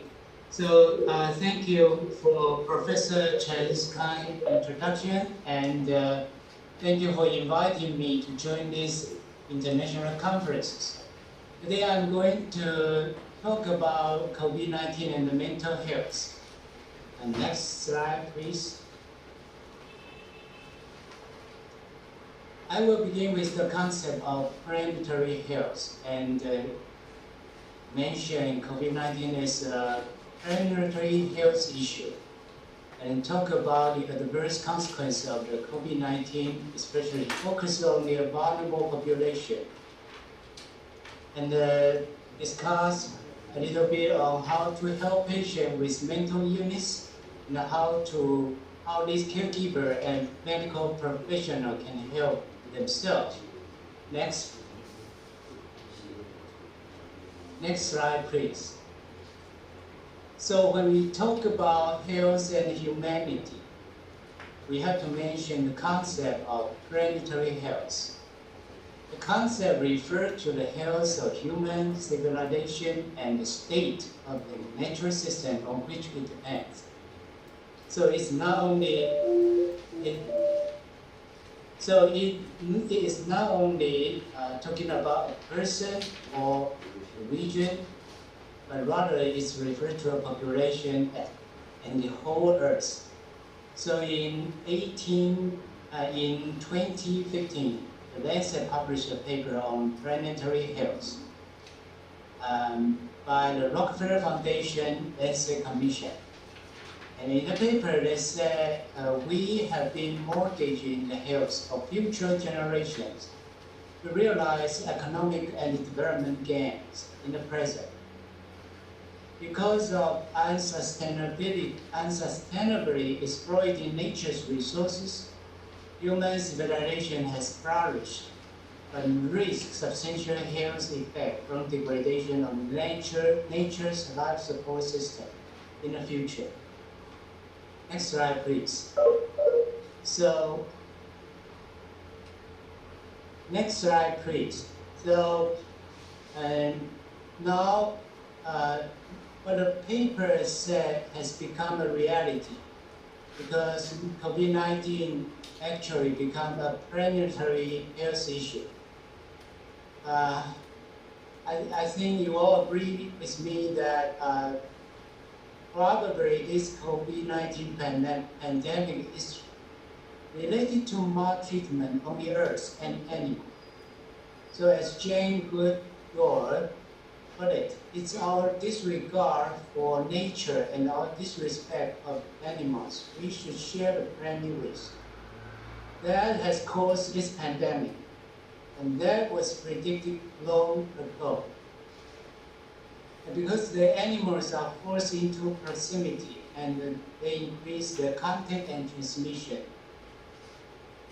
And finally, disease passed into humans. Next slide, please. So how people are affected? I think the most high-risk population is elderly and those with chronic disease, including diabetes mellitus, COPD, chronic obstructive pulmonary disease, cardiovascular disease, and the death rate in those aged above 70 is 8 to 27%, much higher than those aged below 50. It's only less than 1%. And at this moment, social isolation becomes a very significant mental problem. because some people are quarantined and many people are practicing social distancing. So this may lead to perceived stress and loneliness. And this stress reaction usually includes anxiety, depression, insomnia. Some people may develop panic, and some people may have exacerbated obsessive compulsive symptoms. For example, they will repeatedly washing their hands or repeatedly checking whether things are clean or not. And it is reported that quite a few people become angry because of this limitation of their mobility. Or some people may have shame. They feel shameful because of they was infected, or they may transmit the infection to others. And a few people commit suicide. And we also know that for those who has past history of PTSD or past exposure to SARS, may reactivate their post-traumatic stress symptoms. And among those people, all people are particularly vulnerable. And how about a medical professional? I think you may know that because this COVID-19 pandemic caused a heavy burden, so a lot of medical systems are running out of their resources, and many medical professionals are burned out. Next slide, please.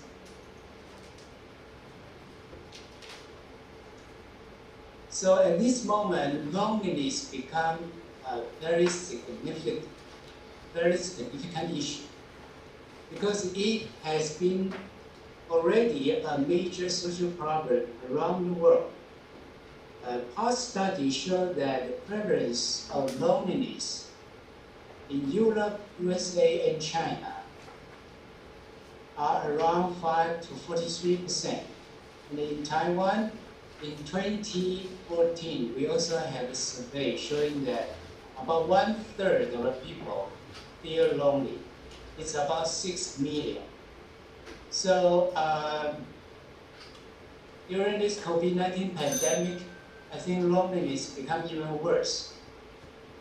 The UK took charge in 2018 by appointing the world's first loneliness minister, because they have 1.2 million Britons suffer from chronic loneliness, and it is estimated to cost employer 2.5 billion a year due to the effect of loneliness. Next slide, please. So what are the adverse consequences related to loneliness? There are quite a few. Physically, they may increase the probability of cardiovascular disease, migraine, decline activity of daily living, decline speed of gait. Mentally, they will increase the incidence of dementia. And the studies has found that it will also increase the brain beta amyloid deposit. We know that is a major cause for Alzheimer's disease. And they will increase, loneliness will increase great stress, leads to depression and suicide, and cause poor quality of life, and increase the chance to abuse substance. And it's interesting that in some society, it may also cause people to commit crime or small crime in order to stop being lonely. This has been reported repeatedly in Japan. Some old people commit small crimes so that they can send to jail and they can avoid being lonely. And loneliness also leads to increased mortality. Next slide, please. Next slide, please.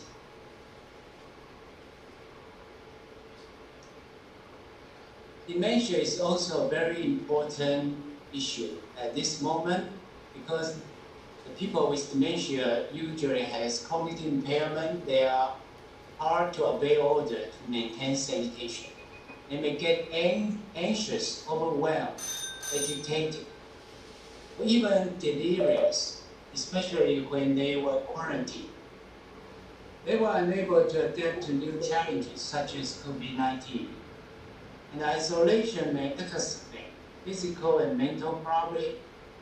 So these dementia patients need more attention and company, and need help to arrange daily routine, which is different from their usual. And then once they were infected, they have difficulty to adhere to treatment. And clinically, we may face very difficult situation. If a dementia patient, especially those with severe dementia, their condition becomes worse. Their pneumonia reach the point that they have to be intubated, then it become an ethical dilemma, whether to save their life or not to save. Next slide, please. So how to help this geriatric patient? There are basically 5 basic principles. You have to help them stay informed, follow the government's policy, and correct some misinformation, limit media exposure because that would cause excessive anxiety, and inform about the stress reaction so that they can prepare for it, and identify and support high-risk patients. Next slide, please.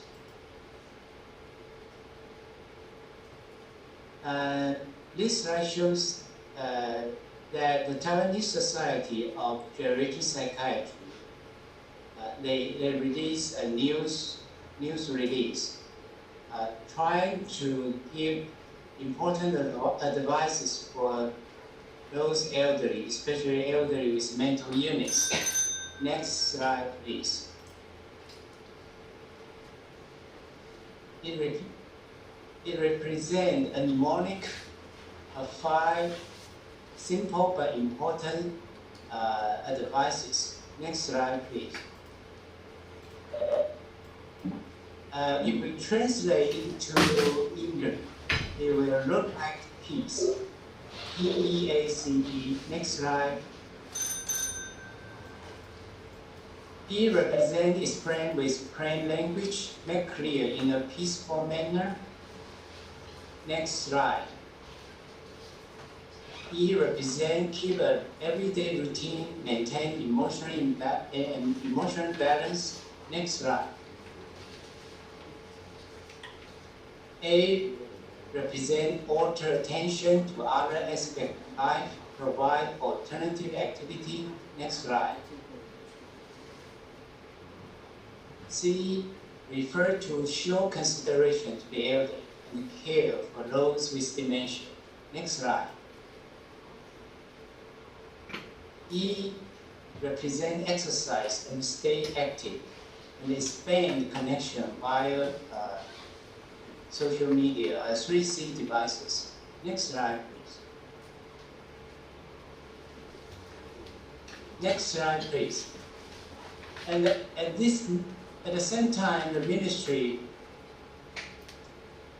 the Ministry of Health and Welfare also published a suggestion, also using the mnemonic PEACE, representing policy follower, enhance the safety, accept your emotion, change your habit, and engage in life.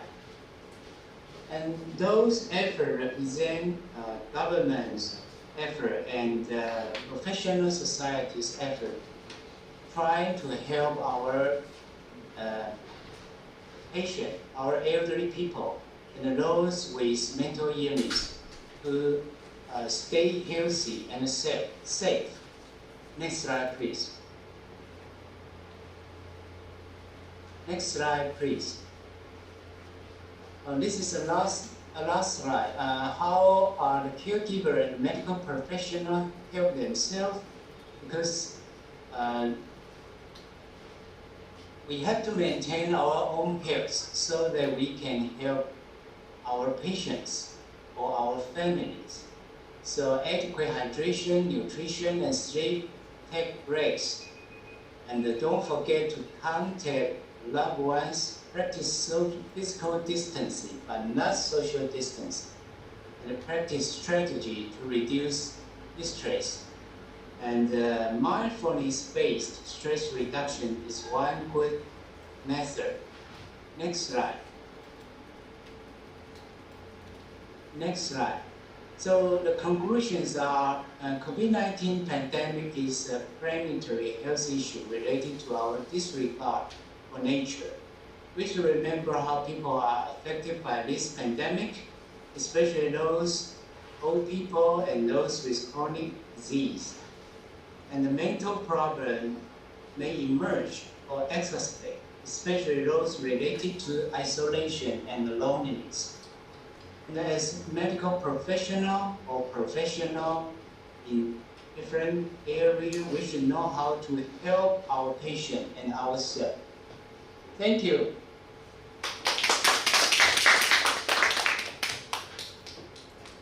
Thank you, Professor Huang. And so now Thank you very much. thank you for all of our speaker and moderator. So now we'll continue to the section of discussion.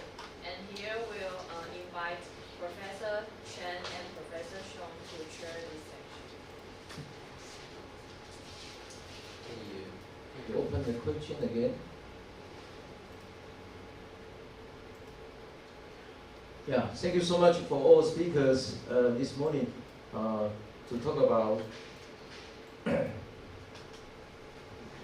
your very interesting talk. I know time is always very limited and very short.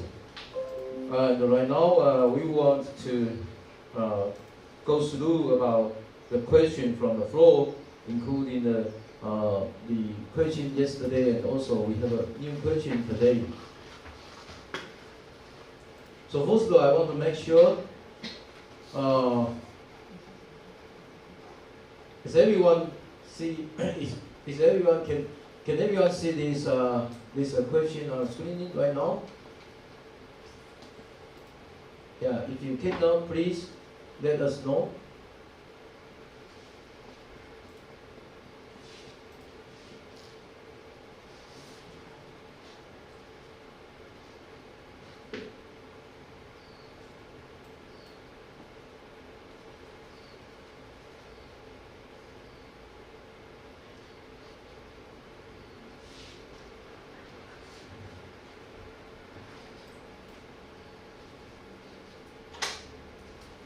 Can I check with speaker? I mean, Phil.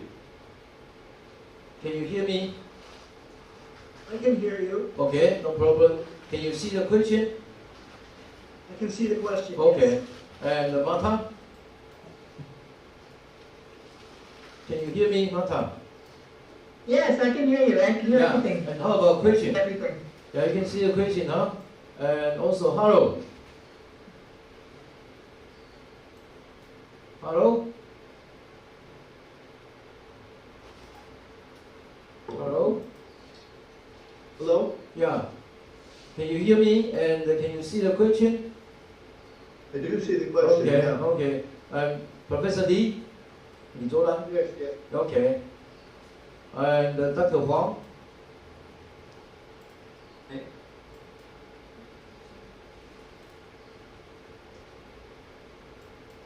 Yeah. Dr. Huang, can you hear me? Yes, yes, I can hear you. Okay, everybody is here. So let's go through this question in a quick way. Yesterday and also this morning, question from the floor, they asked a very important question. Yeah, just wait, Don't. don't, don't spin over. They ask very important, I think the first important question is about how is a new normal life will be developed in the future after we go through the COVID-19 pandemic, you know. Then the next questions, yeah, just go, yeah. So because we already know we have so many containment measures, and one of them we already talk about is social distance. So they want to know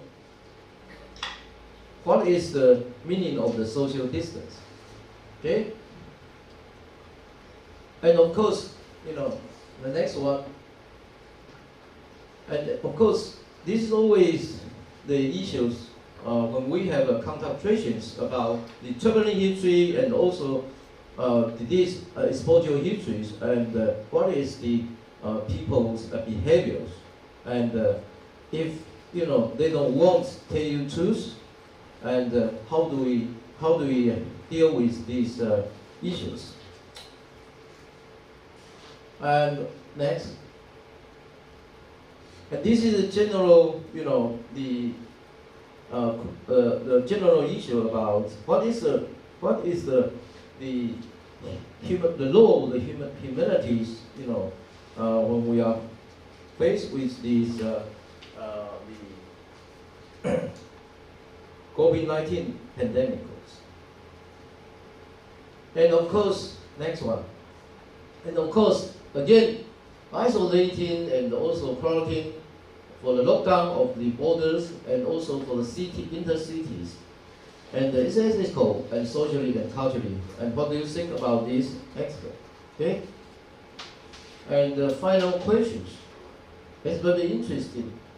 It's about what is the meaning about natural selections, and how do we interpret this? And when faced with the COVID-19 pandemicals, this is one of the things we can choose. You know. So I think those questions actually have been raised from the audience. So you can also see the question from the Malaysia and Thailand, and also from the Netherlands for these participants. So I would not ask our expert can make some comment. Yeah. So the first expert I asked is my dean, Dean Chang Tianzhang, and he just back to join with our meeting. He already joined with our meeting all evening yesterday. So I would like him to make a comment about the new the normal life. And actually, for this question, because they are all related, so Martha and Phillip and Harlow and Professor D, Dr. Wang,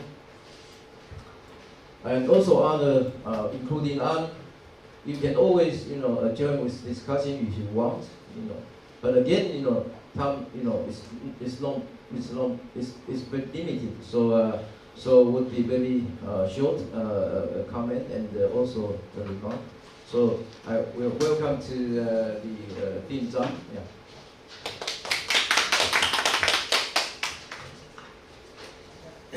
Thank you again for our great participants and speakers. On behalf of the College of Public Health, I'm honored to have this post. And we learned a lot these 2 days from this conference. And the questions raised is actually become the central theme of our conference, is normal and new normals. As we are still in this crisis, this is a war-like crisis, and definitely we were entering a new status of wars, which I coined it is a new normal. But we don't know exactly what the new normal will be. And if I can use manner first. Yeah, for people who think we can return to the normal, this is a big wave. And when the wave recedes, then we can, let our feet dry, then put on our clothes and shoes again, and get on. And if this is a big tsunamis, and tsunamis everywhere, it's not just one part of the place, and the landscape and the seashores has all been moved, then what would be after that? So I would see the eating, like 6 phases, the eating place, eating out, eating at home, and the way we prepare food for ourselves, for our elderly and the kids, I think will be changed. That's for sure, because there's so many restrictions of the restaurants and etc. So eating itself will be a difference, and that will affect the supply of the food and food processions.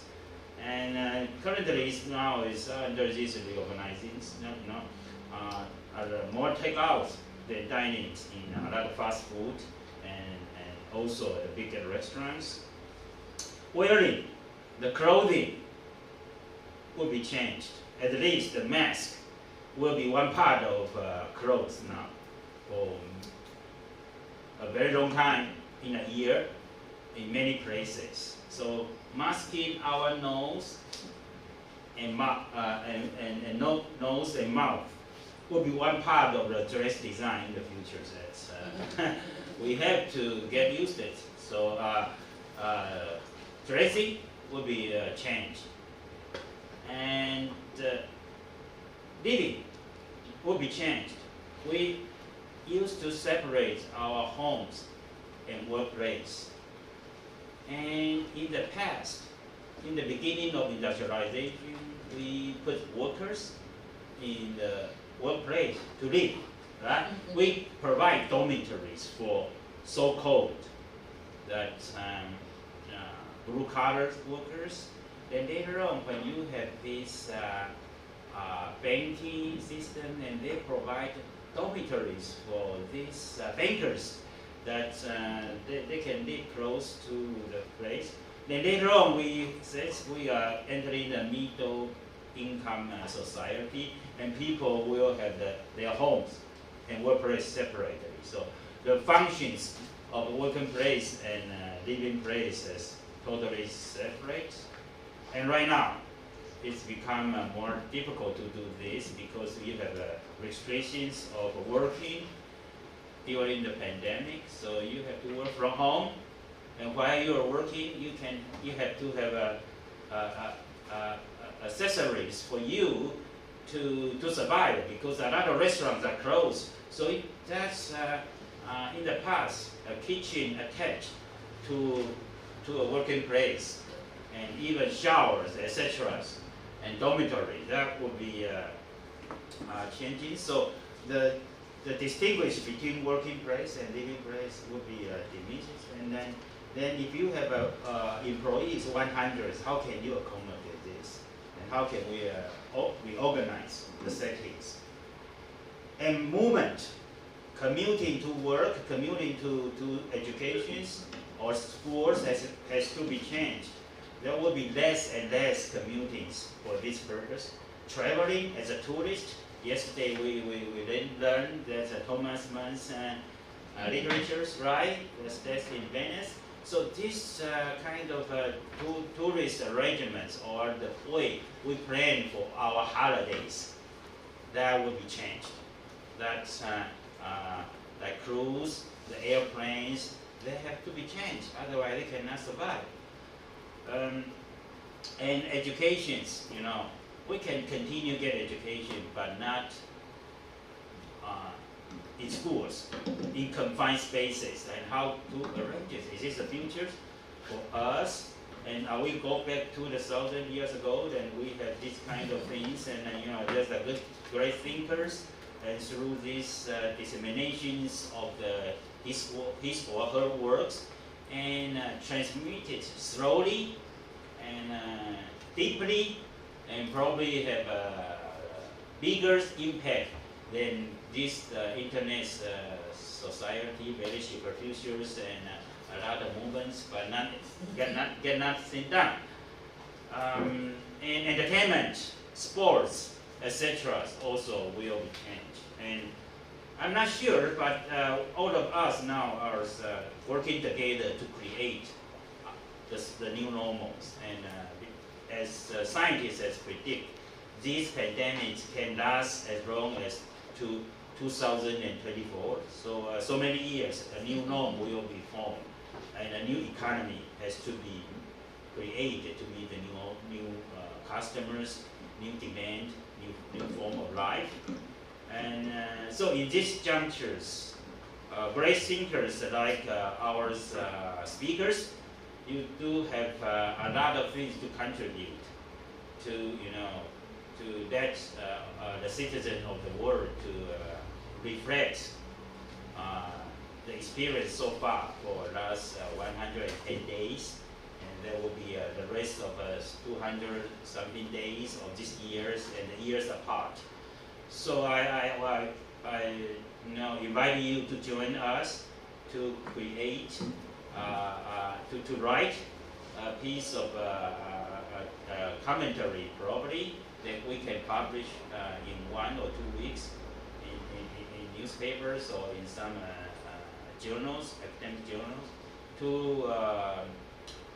call upon that this quite important futures and the new normal, what it is and what we think it should be in lines with humanities, with histories that we have learned bad and good, and that would be things I'd like to see out of this conference. Thank you for coming.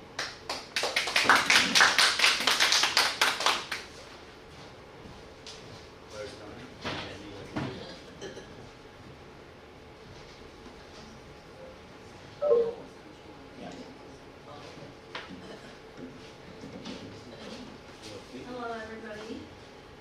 Tony, it's called off to attend more urgent task, I believe. But before we move on to continue with the question and summary and recommendation, I would like us to take a moment for us, all presenters, to thank our host.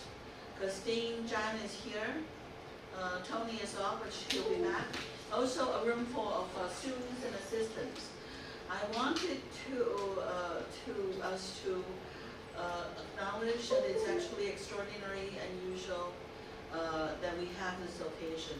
The platform provided by the College of Public Health and National Taiwan University here in Taipei.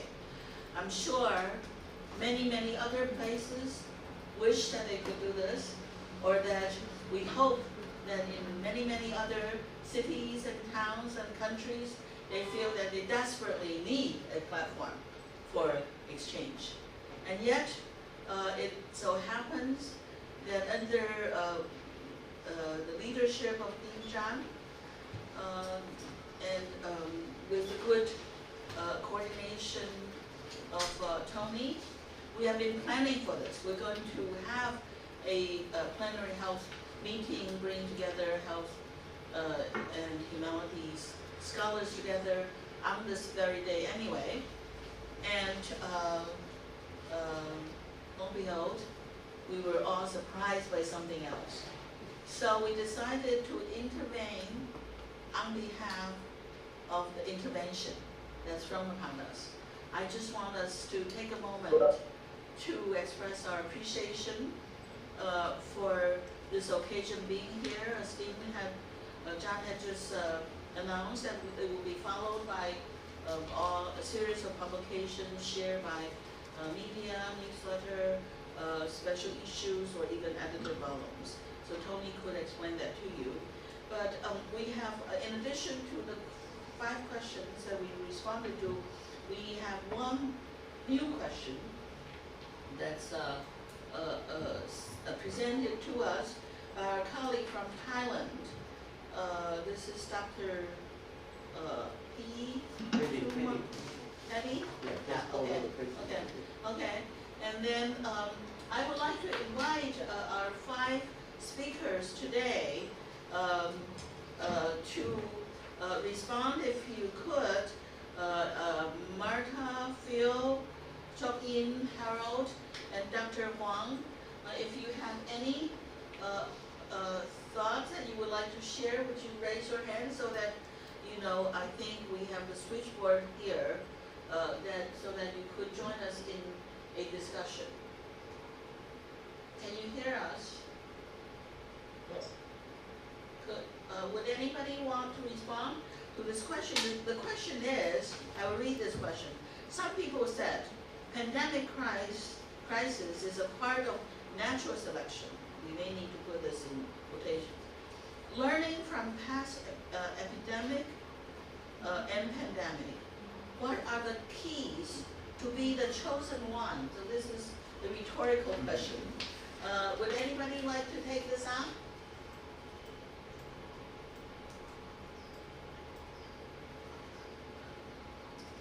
Can we hear from Phil or Martha or Chok-in, Harold? We saw some hands, right? I can say a couple of things. Okay. Go ahead, Harold. Okay, so I wanted to comment on the first question as well as a little bit on this one. Of course, viruses and the spread of viruses is very natural. It's something that, you know, is prevalent in nature and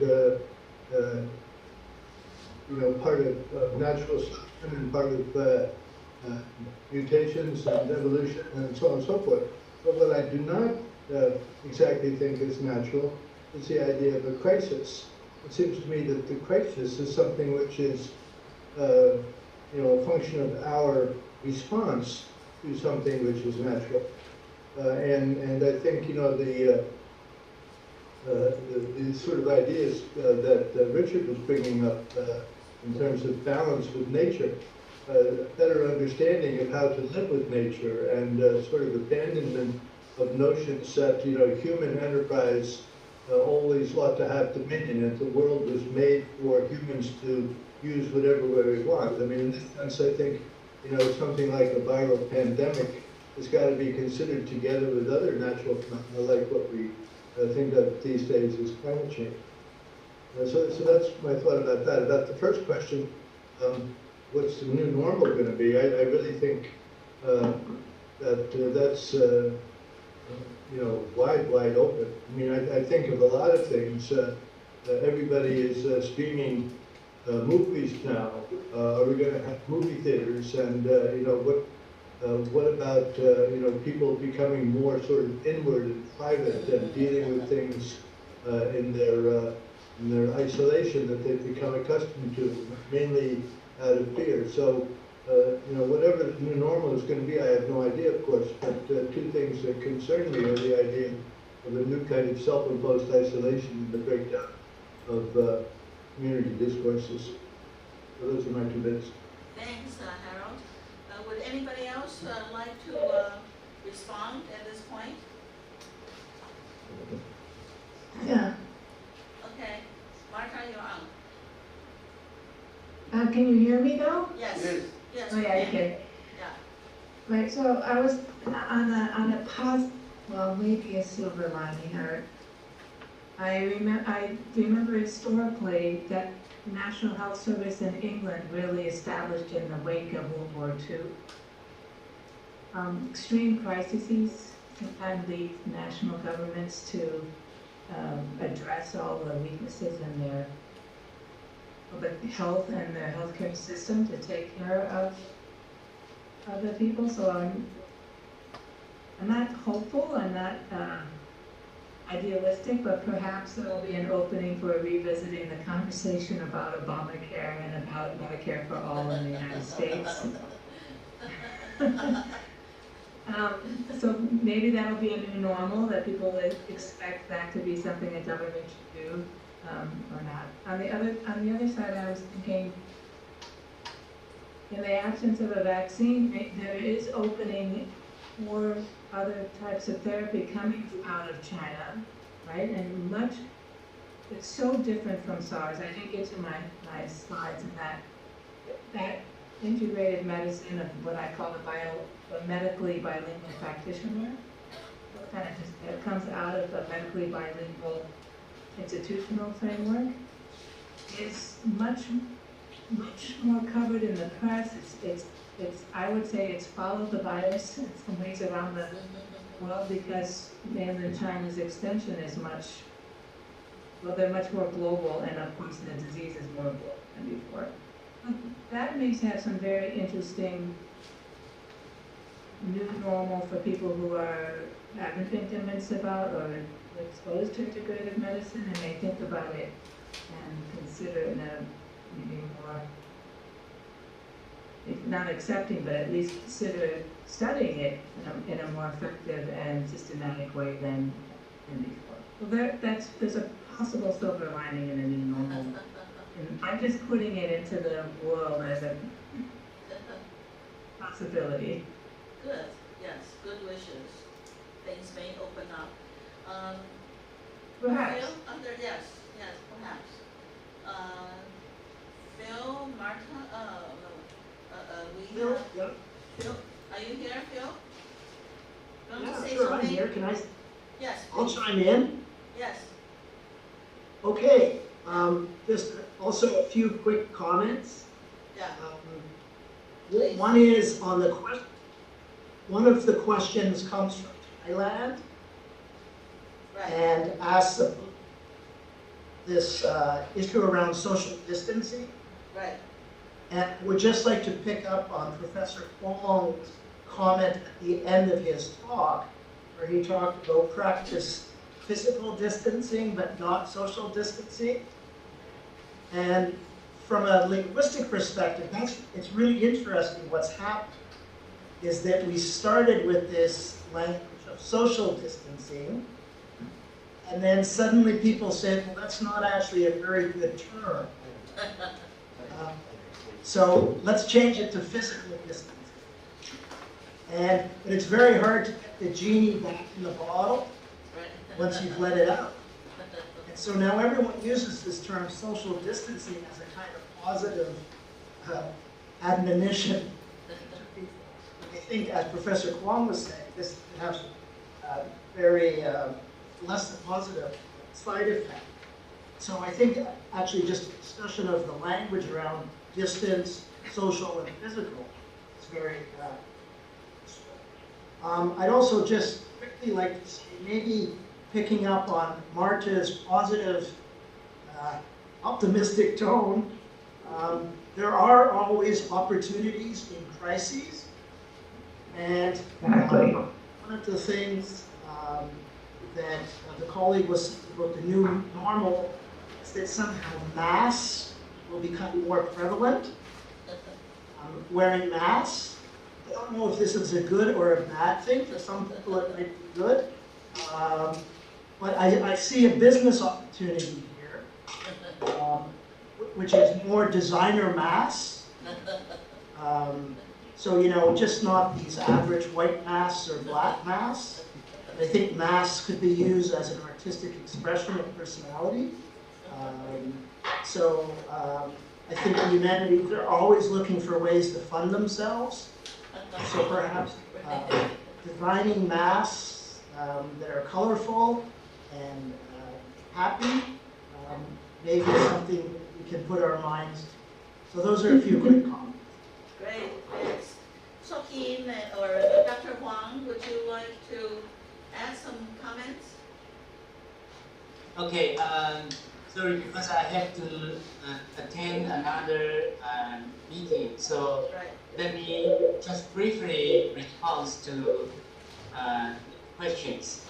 I think, first of all, I think this pandemic actually teaches us a lesson. So in terms of at the national level, I believe that after this pandemic, any countries will establish not only Center for Disease Control, but rather a specific department who to fight for future pandemic in preparation to show quick response to future pandemic. I believe that Taiwan in this pandemic suffer from very little damage. That's because we learned from our previous lesson, that is SARS. So after that, the government had already established a specific department in response to pandemic. So this time, we also see that to fight or to response to this kind of pandemic, we cannot just do it by ourselves. We have to cooperate, because for the Earth, every nation, although geographically they separate, but in terms of this pandemic, we find that actually we are family. If we cannot cooperate, then the virus will spread all over the world. And so I would think in a new future, the so-called new normal, that people would also learn how to respect the earth, the nature, and also learn how to treat animals better than before, because we are such a very self-centered species as a human being in the earth, and we hear almost any kinds of animal to eat them, and to force them to a very limited space. And by overpopulation of human beings, actually we create also many problems for the earth. And so the future generation, the benefit, the welfare of future generation are also at risk. So that's why I'm thinking, and I hope this kind of international conference will also help us to understand more about the nature of different kinds of pandemic, and let us learn from this lesson to prepare for the future, to build a better future life and better future global society. Indeed. Thank you. Thank you very much. Chokin, are you still there? Chokin? Yes, of course. Yeah, would you? Okay, well, I think, well, I will comment on the topic, the new normal. Well, I think just now, your colleague mentioned about wearing masks, maybe the new normal. I think it may be a good lesson for everybody, because many years ago when we visited Japan, before this pandemic crisis, we find that lots of people wear masks in Japan. So we were curious why people wear masks, because it's not common to people in other parts of the world. But in fact, it's a very good sign that because when we have flu, they wear masks so that they will not affect other people.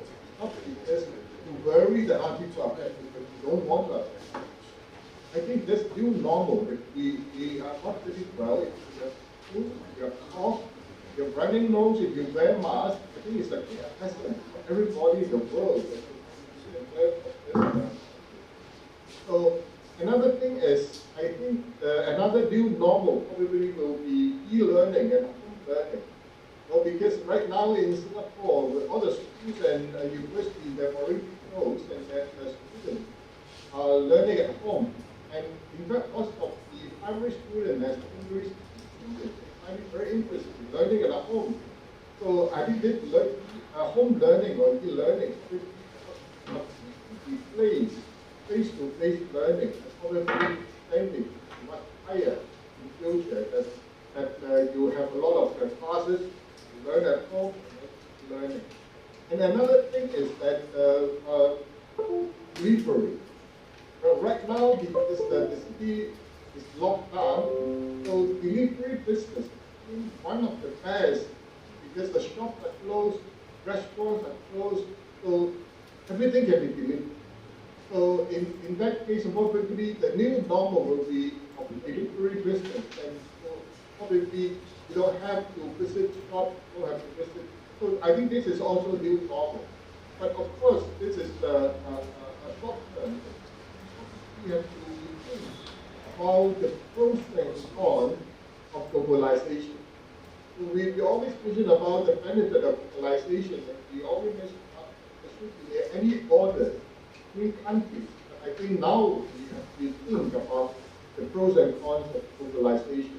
I think that is something we have to learn from this pandemic crisis, that how we are going to treat our labor, how we are going to talk about international relations, and how we are talking about international cooperation.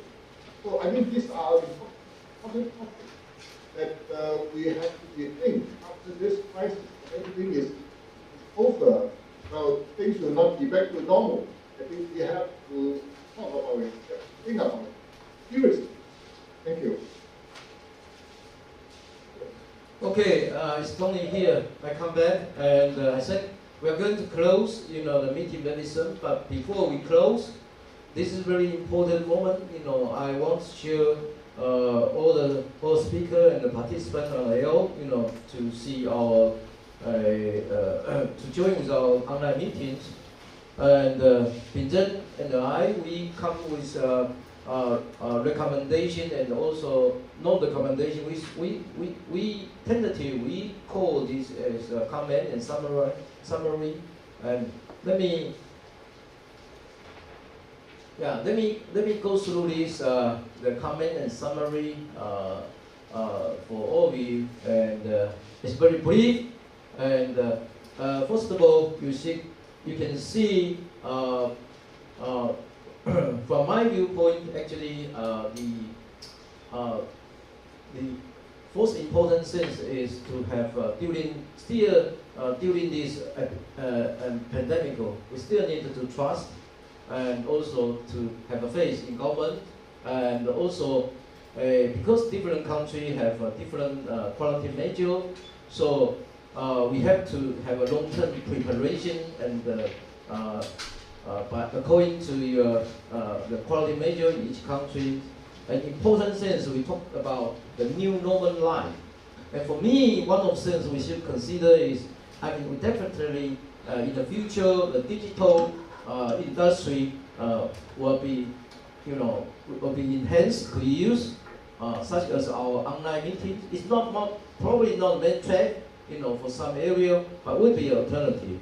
And finally, I would emphasize again, because this is the international humanity meeting, and I think we should also follow suit about WHO, the WHO about the SDG, and the partnership, of course, will facilitate, the global integrations. So this is a general framework, in response to quarantine measures. And I think Binzhen already told history, and history already tell everything about pandemic, not a new one. Yeah. So you see, but we get a consensus about we need an interdisciplinary, multidisciplinary approach. I think she gave two examples, from Greece, experience, and also SARS. And I think Louis has so important points because originally. We already have a gap between the medicine and humanity. That's why humanity people, experts, to join together to reduce this gap. And we done so. I have seen this is so good and so much improvement over the past 20 years. But Louis give a notice about the choice between the human right and good, the quality of life and the economical, needs and demands should be taken into account simultaneously, and that should be integrated together to develop a normal, cultural landscape. I mean, this is what we're talking about a lot, new normal life. And I think this point will become our common point. And of course, Tissot, give a very wonderful speech on the tourism. I think tourism is again very important topical for the decision about the human right and also economical activity. And he already provided a very famous Thomas Mann, procedure to instruct people how to follow this procedure, to cope with the new virus infection that's COVID-19. And also our Dr. Chen provide, given limited sources, they have a medical ethical issue, and how can we adapt to this situation in terms of the medical ethical principle and value and social culture. How do we look at that? So this is a topic actually I will ask Anne, from the UK become the focus in June. This is important. I think after the pandemic can go down. And Tim, I mean, he's so good. He provides, how do we can make use of the religion, to help people to get through, the inconvenience caused by the personal mask use, and also the washing hands for personal hygiene. I think this point will be well taken in addition to the religion. We are thinking about religion to have public gathering, as I thought, this morning. But this is a very good point.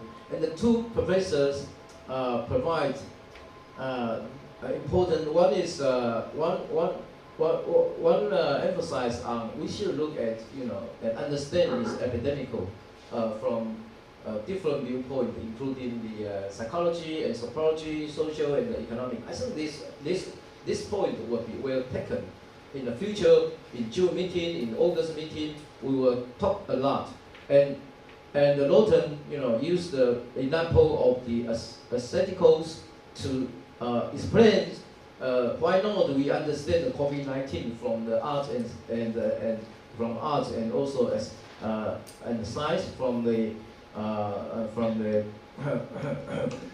viewpoint of for the new virus COVID-19. So this is the whole day, was we summarize and also the comment. And today we have a new recommendation and also the new comment and summary. So this is the day, and I will not. I dispense with my recommendation. I already say people always know that about social distinction. And I think Pinzhen made a very, very important point is how do we have a structural plan for humanities in the future. This is so important, combined with the previous, he summarized about multidiscipline, this is the point. Structural plan is always very, very, very important. And I think, fifth, I know phenomenology always, very, very useful for the point between the objective and subjective, and you raise very important issue about how people think about the word they use, when you use that, when you use this word, and we should have a reflection, and to understand every word conveyed to mass media, to people, and to decision maker. What does it mean that? That's very, very philosophical, and I think people will love it. And Martha, I think I got your point, and I appreciate, maybe COVID-19 can short the distance between the orthodox medicine and alternative medicines. This is a way, when we have crisis, we can use this crisis to turn this into an opportunity to bridge the gap between both. And even we know SARS will be different from our COVID-19, of course. So that's why Chinese people use the quotation, to relieve, to try to cure for some patients. And the Hello, I also think Hello, to give us a very important topic about how to learning to be human. This is important because we have so many invasions, disparity issues like we try to avoid, of course, to make a peace between the people, and try not to become the issue of nation. So this point will be very useful for reducing such disparities, and also the principle of the SDG as well. And I sense, the Yongqing, you remind us to combine the nutrition and the medicine, and try to find out the history of the useful evidence to prove what is useful to use the TCM to cure the infectious disease. And of course this is very useful, and that I would like I just abstract your one of the very important sentences to become our the summary.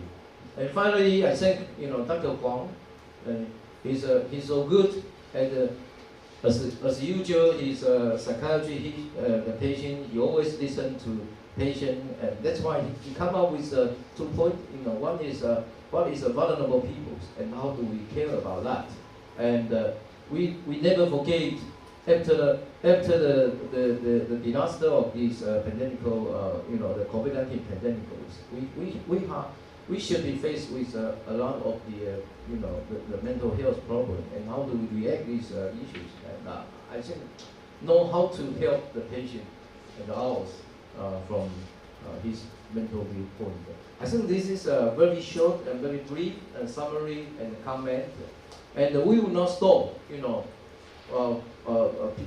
Expert and also participant from the floor from revising this summary and the meeting. I still echo our dean to propose a very, very good idea and try to publish this in the newsletters to look at, how, in the face of the crisis of the COVID-19, and what is the humanistic viewpoint, and what is the expert, to look at these things. And so I think this is the summary and comment so far. So, okay, I think thank you so much for all speakers from North America. I know now it's very, very late evening. Yeah, I know you are very tired, and let me say, everyone from North America, including Anne, we don't have time to talk to you, but we will definitely invite you to June meetings. So let me finish this and say we definitely have next meeting, on June. Then we have probably we have face-to-face meeting in August with Binzhen to have a very important topical is mega peace. So I think you want to take photo, and my colleague suggests we take photo before you leave, and you can see we are grouped, to organize these online meetings. They want to take a photo with our dean and Binzhen and me, and in the front of yours, of you, and let us take a photo for a moment. Then we close these meetings. And thank you so much again. Please, our distinguished guests, please turn on your camera, and we can look at your camera to take a photo. So, can everyone turn on your camera?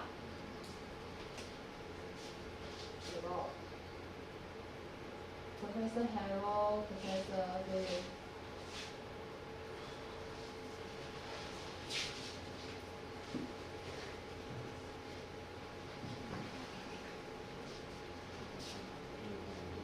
Professor Lee, can you hear me?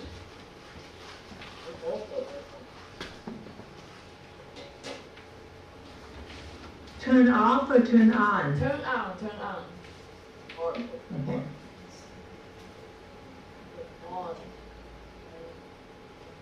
Like this? Phil. Hello. 把那个帘子拉起来，是的。 Turn on my. Yeah. 光线， This is Professor Carol. How about Phil? 接球，好，接球。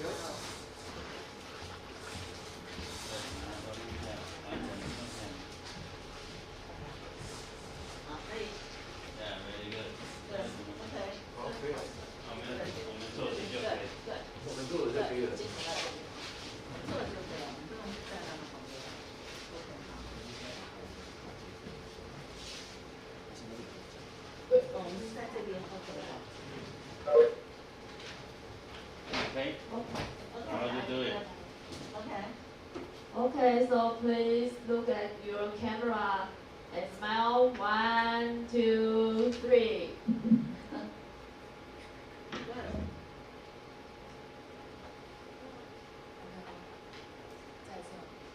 Okay, one more. 1, 2, 3. Okay, thank you for all your participation.